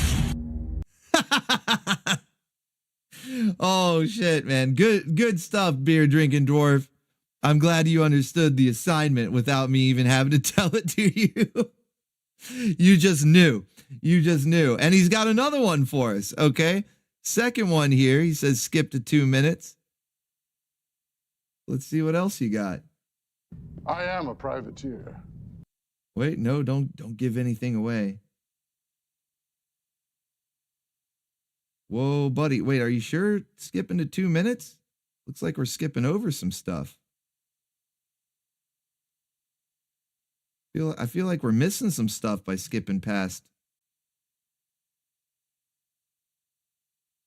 I'll let you guys be the judge. This is like Star Trek again. Is this from Star Trek? Just like a newer season?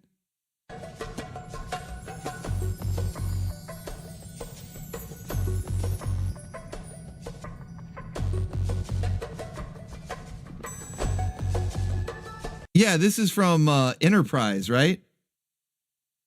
I don't know. I'm not as big on Star Trek as I am on like Star Wars, for instance. But even then, I don't really pay attention to the modern stuff. Does anybody know? Is this from Enterprise? What do you think? I can't think. What do I think? Green skin girls! Captain?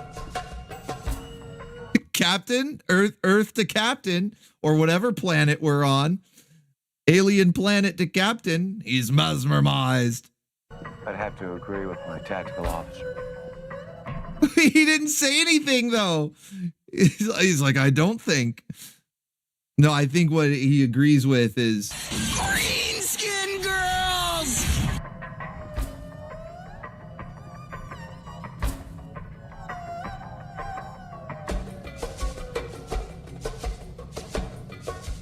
I think she likes you. Is he like the green pimp or something? Like, what the fuck? Holy shit. Oh, good stuff, beer drinking dwarf. And then Cheddar Swiss came in with one here. Let's see what Cheddar Swiss has.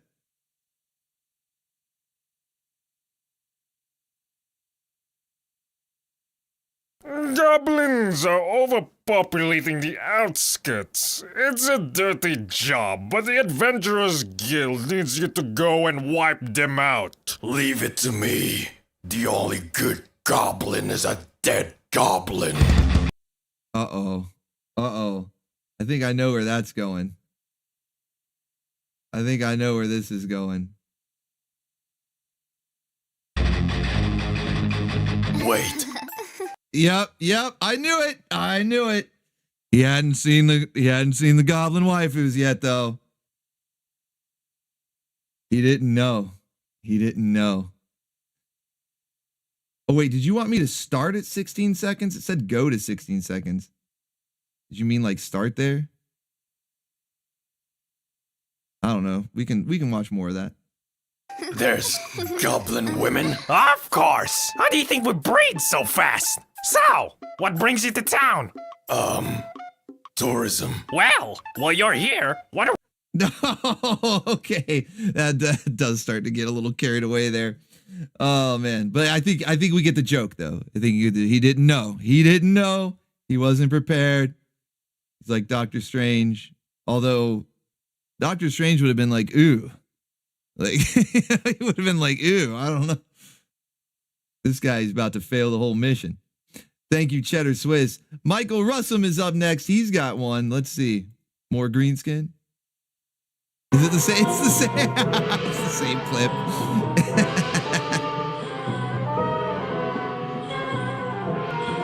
Like, oh no, we have to watch it again. Oh no, vacant ears. I'm gonna have to just torture you with the clip again. Oh, it's so bad. There's that little Shantae shimmy. She did a little Shantae shimmy there.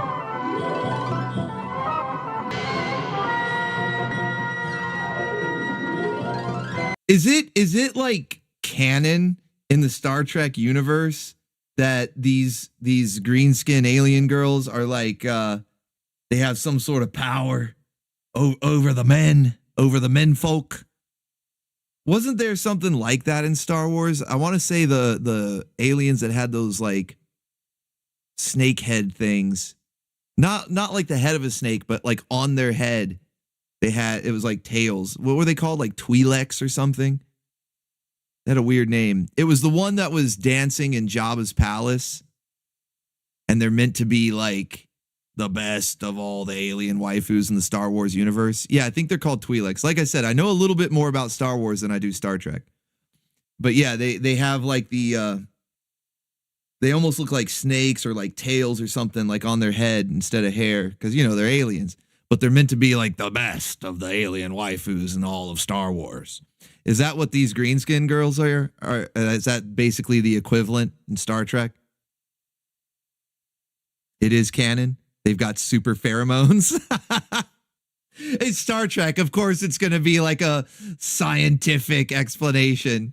You know, like in Star Wars, it's just like, oh, they just are. You just accept it. But Star Trek is like, well, no, it's because they actually produce a heightened level of pheromones and it warms the blood and makes all the menfolk get mesmerized. Okay, well, beam me up about a dozen of them then, Scotty.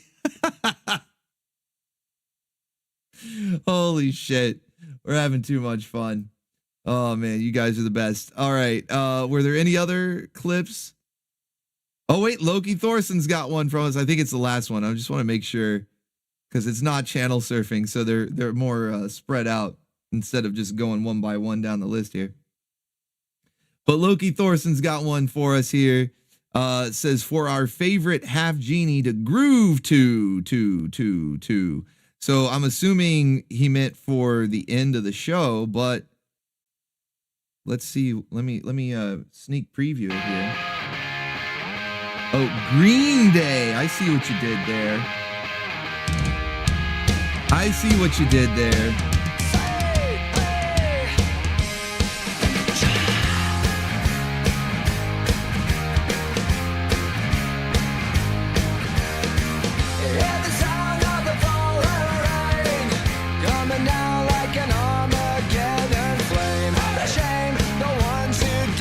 Damn, this takes me back.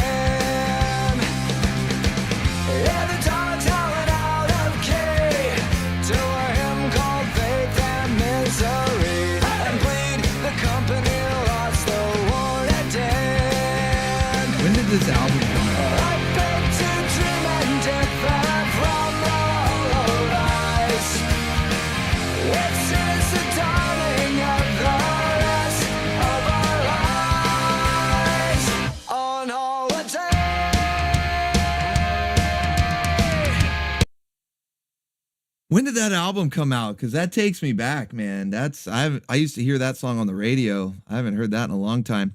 But what do you guys think? Would that be good? Would that be good for the end credits song for tonight, or do you want Janky Boy? I mean, we can change it up. I'm not opposed to that, especially like these one-off ones that people send in. So Loki Thorson, you got it. You got it. I'll keep that tab open, and that'll be the song that Shantae does her shimmy shake at the end credits. That'll be it. All right. Is another green space babe from Star Trek, Lower Decks. Her name is Dvanna Tendi. Duo Maxwell says, wait, don't end the segment yet. I got one more clip I want to play. All right, hold on 1 second here. Let me refresh the list so it pops up. Now, wait a minute. Isn't Lower Decks like that newer show that looks like the Cal Art style of animation?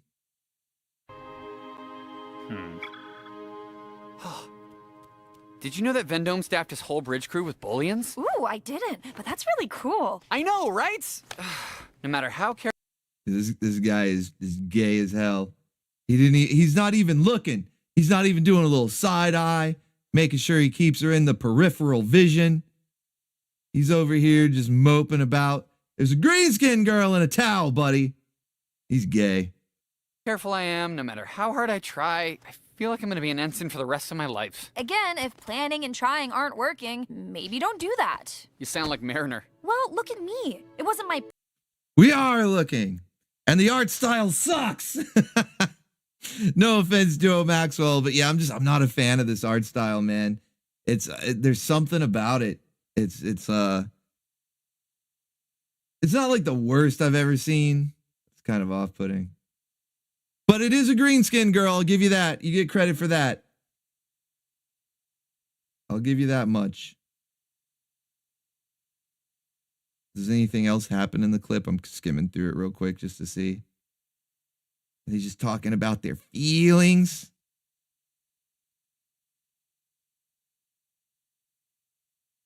Scanners on.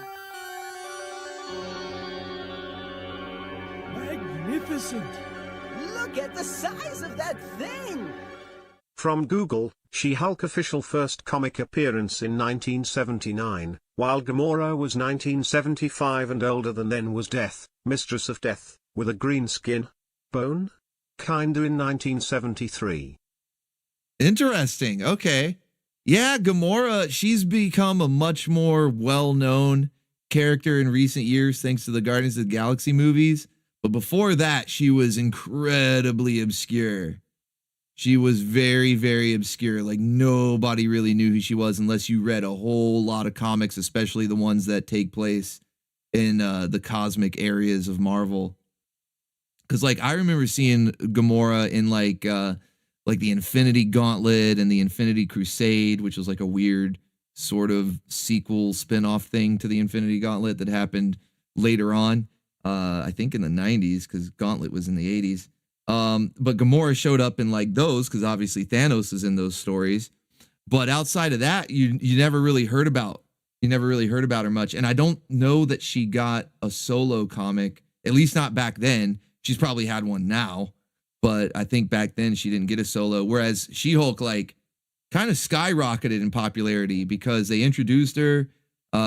She had some guest appearances, joined the Avengers, joined the Fantastic Four, and immediately got a very well-selling solo comic. Like the Savage She-Hulk was her first solo, but it just did okay. But Sensational was the one that John Byrne did, and that one actually did really well. It got something like 60 issues or something. I mean, like it was the longest running solo character comic at the time for like a new character, that wasn't already established, like Spider-Man or Captain America, but like a new character coming in and getting their own solo. She-Hulk actually went the longest. So yeah, it did well. But I will credit that. Gamora, yeah, definitely. So we've got the Green Sorceress, Gamora, Mistress Death. All of these might have came before She-Hulk, but She-Hulk came the best. I didn't know how else to phrase that. Thank you for the information, though, and thank you for the super chats, guys. I really appreciate it. All right, let's move on. Channel surfing. We got coming up on Wednesday, 8 p.m. Eastern Standard Time. All right, and we're going to do a theme that I don't know if we've done it before. I think we might have done something similar, especially New Year's Eve was very close, kind of the inspiration for this idea. But also the other night, it was, I think it was like Sunday night or something. We were watching some stuff in OBTV. We were staying up late. And because we just, I don't know, whatever the movie, the show, whatever we're watching, it ended. And we were like, well, what are we going to watch now?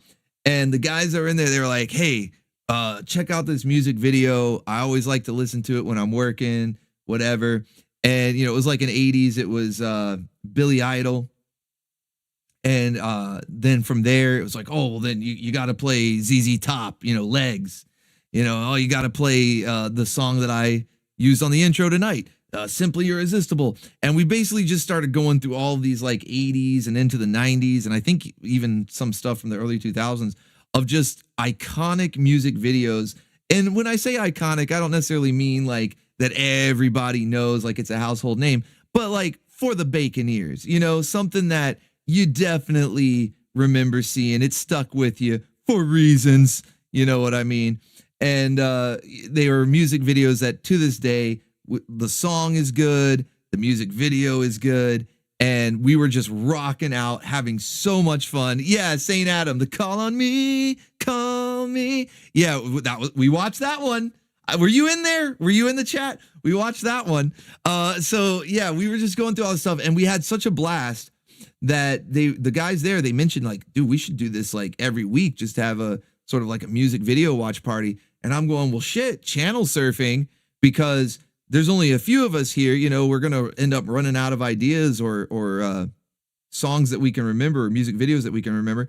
So let's bring it to the Baconeers, and on channel surfing, let's focus on music videos from the 80s and 90s. Maybe early 2000s slide, because there's like some, you know, electronica music, you know, some early techno when it was really good, like the heyday of techno that had some really good music videos. Destination Unknown is one of them we watched, and I might have to play again on the stream for reasons. But yeah, so we're going to do music videos specifically. You could even count 70s as well, you know, but I don't want it to just be like, oh, okay, well, any old music video, and then you're sending stuff from like a modern anime or something like that. No, like I specifically want 70s, 80s, 90s. I'll allow a little bit of early 2000s of music videos that are of that time. You know, like as soon as you see it, you're like, oh yeah, this is a music video from the 80s, or you remember it, or you remember the waifu in it, whatever it might be. I think you guys get the gist, though. I think you guys get it. I think you understand, like, yeah, this is the type of music that we're going for, you know, from those time periods and those types of music videos, especially when the first few, I mean, I'll probably get a couple of clips prepared, and whenever we go over the first few submissions, I bet it'll sink in. But yeah, like Static X was really good.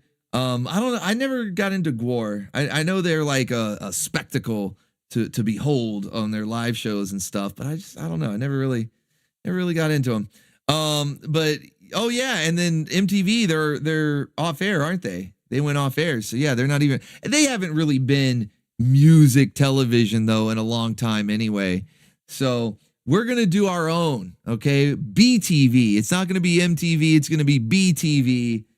And it's Bacon and Babes, all right? We're going to have all the rockin' music videos from the 70s, 80s, and 90s, maybe a couple from early 2000s. And I think it's going to be an absolute blast, just because we had so much fun just staying up late watching all these music videos. And it was just like a few of us making suggestions. So I can only imagine when the Baconeers are bringing all the fire to the table like you guys do each and every week. I can't wait. And it's like we can make a playlist out of it. Again, big inspiration from the New Year's Eve channel surfing, because that became almost this, you know, Like, not quite, because we were getting music from like random stuff and like the old 60s dance videos and stuff, which was great. It was still so much fun. But you could basically make a playlist out of that too. But I'm thinking that this is going to be like an awesome playlist. I'll probably end up getting a bunch of songs that I can use for the intros on future streams, music videos that I'd forgotten about, or maybe even some that I haven't seen before. There were definitely some of the ones that were suggested the other night when I thought about this was like, damn, how have I never seen this music video before? Like, I know the song. You'd think I would have seen the video. So yeah, I'm really looking forward to it. I think it's going to be a lot of fun. So that's going to be the theme for Channel Surfing this Wednesday, 8 p.m. Eastern Standard Time. Bring all your favorite music videos, or even if it's not a favorite, just something you think that the Baconeers will enjoy. I call the new Star Trek Lower Decks cartoon Trek and Morty. That's what it reminds me of. Yeah, that vibe of the art style is very, like Rick and Morty. I didn't know what to compare it to, but that's a good one. Thank you, Beer Drinking Dwarf. So, yeah, looking forward to that. Can't wait. Stuff that you guys think the Baconeers will enjoy. It's going to be a lot of fun. All right. Watch party tonight. And I'm glad that we're still on track. You know what? The Nostalgia Spotlight segment, even with you guys sending in clips, did not make the stream run too long. So it looks like we will be right on time to start more Mortal Kombat Conquest at midnight. Now, this will have to be an OBTV. Warner Brothers owns this show by extension because they bought out New Line Cinema, who originally did all the Mortal Kombat stuff. So they own it now, and they don't want it, just like all their other stuff. They don't want it on YouTube. So we got to watch it in OBTV, but it's worth it. It's worth it because this show is fucking awesome. This is what I was talking about at the start of the stream when I said that, like, I didn't actually like this show back when it first aired. I was excited for it because I love Mortal Kombat. And so I was like, oh man, a show? Let's go. And then I watched the first couple episodes and I'm like, this sucks. Who are these characters? I was never even a big fan of Kung Lao to begin with, and he's the only character I even recognize. Now, they do end up bringing in Scorpion, sort of, and Sub-Zero. Actually, Sub-Zero they did pretty well, even though they changed like a little bit of the lore around, but that's okay. This show's kind of doing its own thing anyway. But yeah, it wasn't enough back then to like really grab me, and so I'm like, whatever. But now watching it, man, it's so janky. The acting is over the top, cheesy. The costumes are actually pretty awesome, especially on the waifus. And the fucking music, like it almost makes you want to get up and start doing, some kung fu moves. You know what I mean? Like get up and dancing or working out or something. The music is crazy. It's hype. The music's awesome, man. So yeah, we're going to watch a few more episodes tonight. I think we got through the first 3, maybe 4. Cause I know like we didn't want to stop. We were like, man, it's getting late. We got to get up early, but we're like, just one more episode. So what episode did we end off on? It was like we either got through 3 or 4. 3. I know we did at least 3. So we should be able to do 3 more tonight then. That's what I'm thinking. I'm thinking we should be able to do 3 more tonight. So we'll start that at midnight Eastern Standard Time, a little less than 45 minutes from now. And that way, if you aren't quite tired, sleepy after this stream is over, you want to stay up a little bit later and join us in OBTV for some Mortal Kombat Conquest, some jank. It's a jank fest. Conquest, it's a jank fest. Let's fucking go. I'm looking forward to it. All right, guys, it's time for everybody's favorite segment of the week. You guys have been patient. I know you've been waiting. Some of you, you're like, this is what I came here for. Okay, skip over everything else. I just want to wrangle some waifus. I understand, but we got to get through all the other stuff, okay? This is a variety show. Okay? We got to do the whole thing. But we're time for everybody's favorite segment. That's right. Get those wrangle devices tuned up. Get them ready. Whether you're going classic, old school with the lasso, maybe you got something high tech like a wrist-mounted grappling hook, or full-blown sci-fi like a net-launching tank, a cyber tank. Or maybe you're really fancy and you got one of those magical wrangling spells like I thought Dimitri was going to do to Felicia, but then he just started blasting. I guess he didn't care. Well, she fell off the castle and he's like, the Catwoman is mine. I don't think he understands how this wrangling thing works. Dimitri, you might want to, revise your strategy. I don't think you quite understand how this whole wrangling thing works. But we do, okay, we do. So it's time for the waifu roundup. Get ready to get these waifus in your stable. Let's see. Let's go to the front of the ship, to the bow of the ship, and let's see how many waifus we are going to wrangle tonight. We've had massive support from Cheddar Swiss, but they can't carry it on their own. You guys got to help them out here. Let's see what we got. That's one waifu. Two waifu. Three waifu. And we are about a quarter of the way there to the waifu number 4. So we got 3 waifus unlocked, about a quarter of the way, maybe slightly over, quarter of the way to the 4th waifu. But hey, we still get some waifus to wrangle. Again, big thank you to Cheddar Swiss, the Chester Stevens and Wiss tag team coalition right there. Really making a lot of this possible. I really appreciate you guys. And then thank you to everybody else who sent in donations tonight. Really big support tonight. We got 3 waifus to wrangle. I believe these first 3 are all from Master Krakken. And this first one is actually a brand new waifu, one that we just saw for the first time last week. There was a new show. So if you guys remember the new show from last week that we had never played on the channel before, there was a new waifu in there. And you probably don't even know her name because I think they only said it once. And so if you weren't paying attention, you didn't get it. And good luck trying to find it online because I was looking at the wiki page. I was trying to do like image searches and stuff. And nobody knows this waifu's name. So I actually had to go back to the episode and just listen out for it. And I think I heard, I don't even know if it's like her actual name. I'm like, I think that's what he said her name was. I don't know. But do you guys know? Okay, Prince of the Abyss. There we go. I see people guessing Charlie Girl, asking if that's a scooter. Nobody's really guessing the waifu herself. But Prince of the Abyss at least got the show. He at least said, well, wait a minute, Video Power. There was a waifu in there. So we have got Dee Dee. That was her name, I think. Okay. Don't quote me on that. But I think her name was Dee Dee from Video Power, more specifically the Power Team, which is the cartoon that they play during Video Power. And I don't even know if she shows up in more than just that one episode. I don't even know if she's a recurring character or not. But I'm pretty sure when the guy was knocking on her door, he said, "Come on, Dee Dee." I don't know. That's my best guess. So we've got Dee Dee from the Power Team.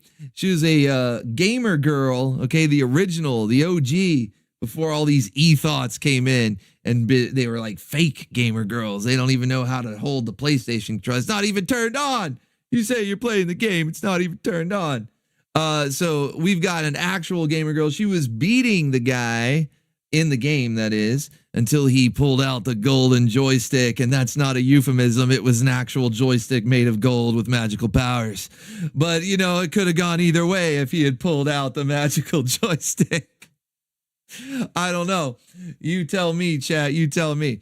So we've got Dee Dee here from the Power Team as our first waifu to wrangle, courtesy of Master Krakken. And yes, that is a scooter. You can't see the bottom of it. She is standing on a scooter. I don't remember her having a scooter in that episode, but she looks good with a scooter. I guess she looks good with anything, really. So there you go. And I don't know if you guys can see it there. Hopefully you can see the detail, the freckles, because not only is she redhead supremacy, she also had freckles, which often occurs on redheads. So Krakken made sure to include that detail. Hopefully you guys are able to see that there. Yeah, she got freckles, freckled waifu, bespeckled. All right.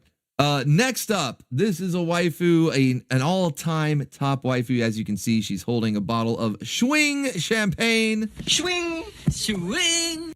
Ready to toast in the new year. I know we're already halfway through the first month of the new year, but we still got some waifus that need to toast the bacon ears. And these are all of our all-time top waifus. We saw Frosta last week with the toast. Of course, we got She-Hulk. She's the thumbnail tonight. We got her last week with the toast. So who's another all-time top waifu? There you go, Frosty. Frosty got it right there. It's like he just knew right away. It's the Baroness. That's right, ready to toast to the new year, all you baconeers, with the swing champagne. Baroness from G.I. Joe, let's go. Swing, swing. She is all dressed up with nowhere to go, unless somebody wrangles her and gets her in your stable, okay? Then she will be dressed up and ready to go. So make sure that outfit doesn't go to waste, okay? Get her in your stable. Let's go. I know she's in mine, that's for sure. Baroness is an all-time top waifu, not just of the channel, but of my own personal list. She is way up there, one of the best.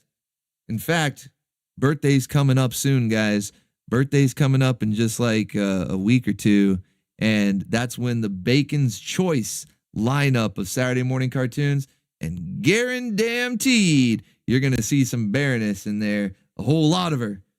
That can be taken a couple of ways. But yeah, I mean, she's in the episode a lot, but you also see a lot of her in that episode. So yeah, we are going to get that for sure in that lineup.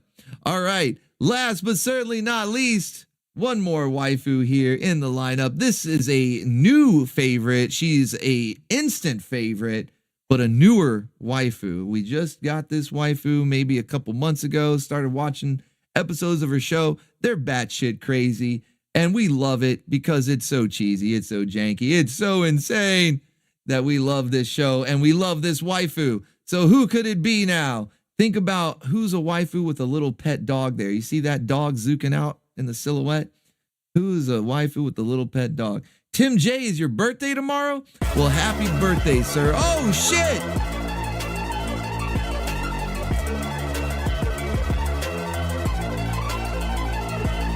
The stack demands it.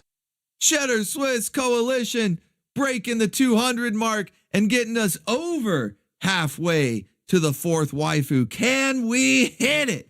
Stand up, be counted. Let's go. Let's see if we can fill the rest of that meter and get the fourth waifu here. Because, yeah, you guys have already guessed who this one is. That's right, Goldie Gold. She's got Kitty, though. Look at Nugget. Oh, poor Nugget. He's like, I've been replaced. Goldie, no. You named me Nugget. I have the dumbest name. I know it makes sense because you're all about that gold. But a dog named Nugget, I just don't know how I feel about it. And now you've betrayed me. You've got Kitty. Kitty, and it looks like he's already stolen the pantsuit too. Pardon me. Pontsu. Kitty's living the life though. Yeah, Tavern's Pool says Kitty's like, suck it, bitch. He's just like, fuck you, Nugget. Felted. Nugget is felted. That's right. Look at him, dude. He's losing it, man. He's zooking out, but not in a good way. He's felted. And Kitty's living the life. Kitty's living the life now. Best seat in the house. And imagine how pampered Kitty will be too, because Goldie Gold's rich. She's like Bruce Wayne, maybe even more. She's got a plane that has a golf course on the back of it. She owns her own gold-plated submarine and spaceship and rocket boots. And she even has a little pocket-sized video projector where she plays her favorite movie, The Dinosaur That Ate New York. Or no, it was The Dinosaur That Destroyed Detroit. That's what it was. And I'm not even making that up. She actually does have a projector, and the movie was The Dinosaur That Ate Detroit. Oh, man. So, yeah, good times. We love Goldie Gold. Poor Nugget. He's felted. But get out of here. There's only room for one, and Kitty is the top pet on board this station here. So get out of here, Nugget.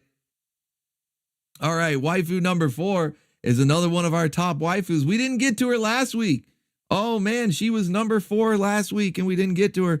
Another all-time top waifu trying to toast you to the new year, Baconeer, with the swing champagne. Swing, swing. No, it's not She-Hulk, because we got She-Hulk last week. But this was the waifu that came right after, and we didn't unlock her. We're so close. Not quite to Sliver Country, but we're getting there. Can we get the rest of that? There you go. Gojira knows who it is. Gojira Tavern's Pool knows who it is. See, you guys already know. That's right. Hannah Dundee, one of the all-time top waifus. The first, really, if you think about it. She graced the cover, the thumbnail of not just the first, but the second volume of Saturday morning cartoons, both Volume 1 and 2 have Hannah Dundee on the thumbnail because I was wild about Hannah. I still am, and I love Cadillacs and dinosaurs. And I didn't really develop the full formula just yet of getting different shows every week. So those first few volumes had a lot of repeats. You know, we had a couple of weeks in a row where you'd see the same show, different episodes, but the same show. But hey, Daharka 88. Magnificent. Look at the size of that thing. Push for a 4. Pushing for number 4 there. Look at the size of that thing. Look at the size of that dono. Thank you, Daharka 88. Appreciate it, man. I think you just might have gotten us to Sliver Country. You did. You did. We are in Sliver Country now. Can we make it? Do it for Hannah. Do it for the dinosaurs and the Cadillacs and the swing champagne. Swing, swing. Do it for the green skin girls. Green skin girls. Green skin girls. Because then we can get to more waifus. Because I don't want her to have to miss out on another week. And then she'll be number 4 next week. Or maybe earlier. She'll probably be earlier in the list. But still, she'll take up a spot next week when it could be a green skin girl. We got to get it. We got to get it. Let's see if we can do it, guys. And then we've got, man, we're actually, whoa. Yes! We can see it. Whis with the 10 big Bison Bucks. Let's go. Thank you, Whis. The Cheddar Swiss Coalition, man. Magnificent. Look at the size of that thing. Hold on, sugar. Even Nico had to look over there. Did you see that? Even Nico had to look. Look at the size of that dono. Thank you so much, Whis and Bloodwork, for crying in the mud, Bobby. Everybody run. It's Bloodwork. Let's go.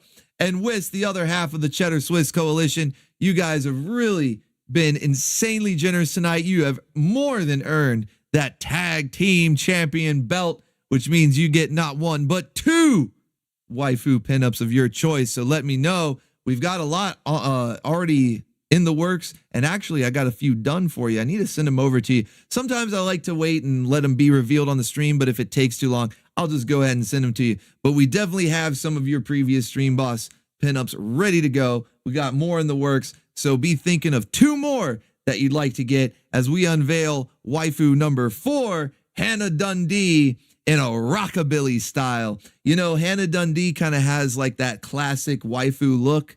The way, like her hair, the way they drew her with the sheen in her hair and the gloss on her lips and everything. It's very much like those old classic bombshell artwork, you know? And that also makes me think back to the rockabilly style with like the polka dot tops. And they would sometimes have the little bandana tied in their hair, you know, the jeans, like whether it's a jean shorts or a skirt or whatever it is. But you guys know the look I'm talking about, right? The rockabilly look. You guys know what I'm talking about. Yeah, kind of a little bit like Betty Page. Hannah does look a little bit like Betty Page, or the girl from The Rocketeer, if you've seen the old Rocketeer comics, who was actually based on Betty Page. Like, they make no bones about it. They straight out say, like, yes, this girl is based on Betty Page. And so, like, that look, it's a very iconic look. And Hannah, I feel like she shares elements of that. So, of course, we're going to get, again, courtesy of Master Krakken, we're going to get Hannah in another style, another fashion around that same time. Just as iconic, that rockabilly look. And I think she looks great in it. She actually wears it very well. What is there to be worn? So toasting once again to the new year, all you bacon ears, with the swing champagne, put it up high, clink the glass, let's go. Swing, swing. And that'll save for the next one, waifu number 5. We'll save her for next time. This one is from Oda Cat, and she's toasting with a can of soda. No more swing champagne. I think we got all of the New Year's waifus officially revealed now, so no more toasting with swing champagne. But we do have a can of root beer or whatever soda. So what did Voodoo have? It was just like Voodoo soda. I don't know. Sometimes we get like their own off-brand, but it doesn't matter. It's still good. I don't know if you'll be able to guess this one. Yeah, I see people guessing Janine. I don't know though. I don't know. Maybe not. It is a short-haired waifu. It's a classic one too, but we'll have to save her for next time. Voodoo energy is actually a thing. Okay, that's crazy. I didn't know that. That's actually kind of crazy. But we'll save her for next time. We'll bump her up in the list so we can hurry up and get her revealed, because I need her for Friday, okay? I need her for Friday's post. How am I going to toast the Baconeers? You've earned it. The weekend. Cheers. How am I going to do it if the artwork hasn't been unlocked yet? But no, it's all good. We'll save it for next time. You guys have been insanely generous tonight. I really appreciate it. Massive support from all the Baconeers. You guys are the best. Thank you so much for all the donos tonight. Here, real quick. Wrong button. Real quick, let's review who you got. Rockabilly Hannah Dundee toasting you to the New Year's. We've got Goldie Gold with her new pet, much to the chagrin of Nugget the dog. Your history, pal. There's a new pet in town. Kitty's living the life. You got Baroness, one of the all-time top waifus, living it up. She's also living the life, man. All dressed up, nowhere to go unless you get her in your stable. And last but certainly not least, a new waifu, a new challenger has appeared. We've got Dee Dee from the Power Team with a scooter for some reason. There you go. There you go. Those are the waifus. Thank you guys again. I appreciate each and every one of you being here. Your time is valuable, so thank you for spending it with the Baconeers on this Friday night. Be sure to like up the stream if you enjoyed the madness tonight. I'd say we had a pretty good time. We saw some green skin girls. We went over some nostalgia, previewed tomorrow morning with some memes, and we wrangled some waifus as always. I'd say it was fun. You guys have all been awesome. I want you to stay awesome, stay based. God bless you all. Let me leave you now with a moment of Zook. And how about one more waifu? How about one more waifu in this moment of Zook? Here you go.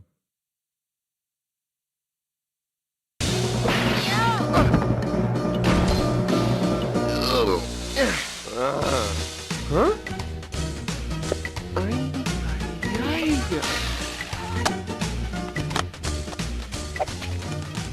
Hey, sugar. Glad you could drop in. I'm Vivi, and welcome to Vivi's funeral salon. Yeah. So have a seat. Whoa! Yeah. So, sweetie, are you in a hurry or something? Lady, I really don't need a... I know exactly what you need. Well, at any rate, I'm already a little behind. Hey, what say we go out later for a bite? You look like my type. All right, that's the show, guys. Y'all have a good rest of your night. Hope to see you in OBTV for some Mortal Kombat Conquest, and tomorrow morning for Saturday morning cartoons. Until then, remember. Until all is one. Yes, until all is one. Thank you for visiting me. It's been real. Tomorrow.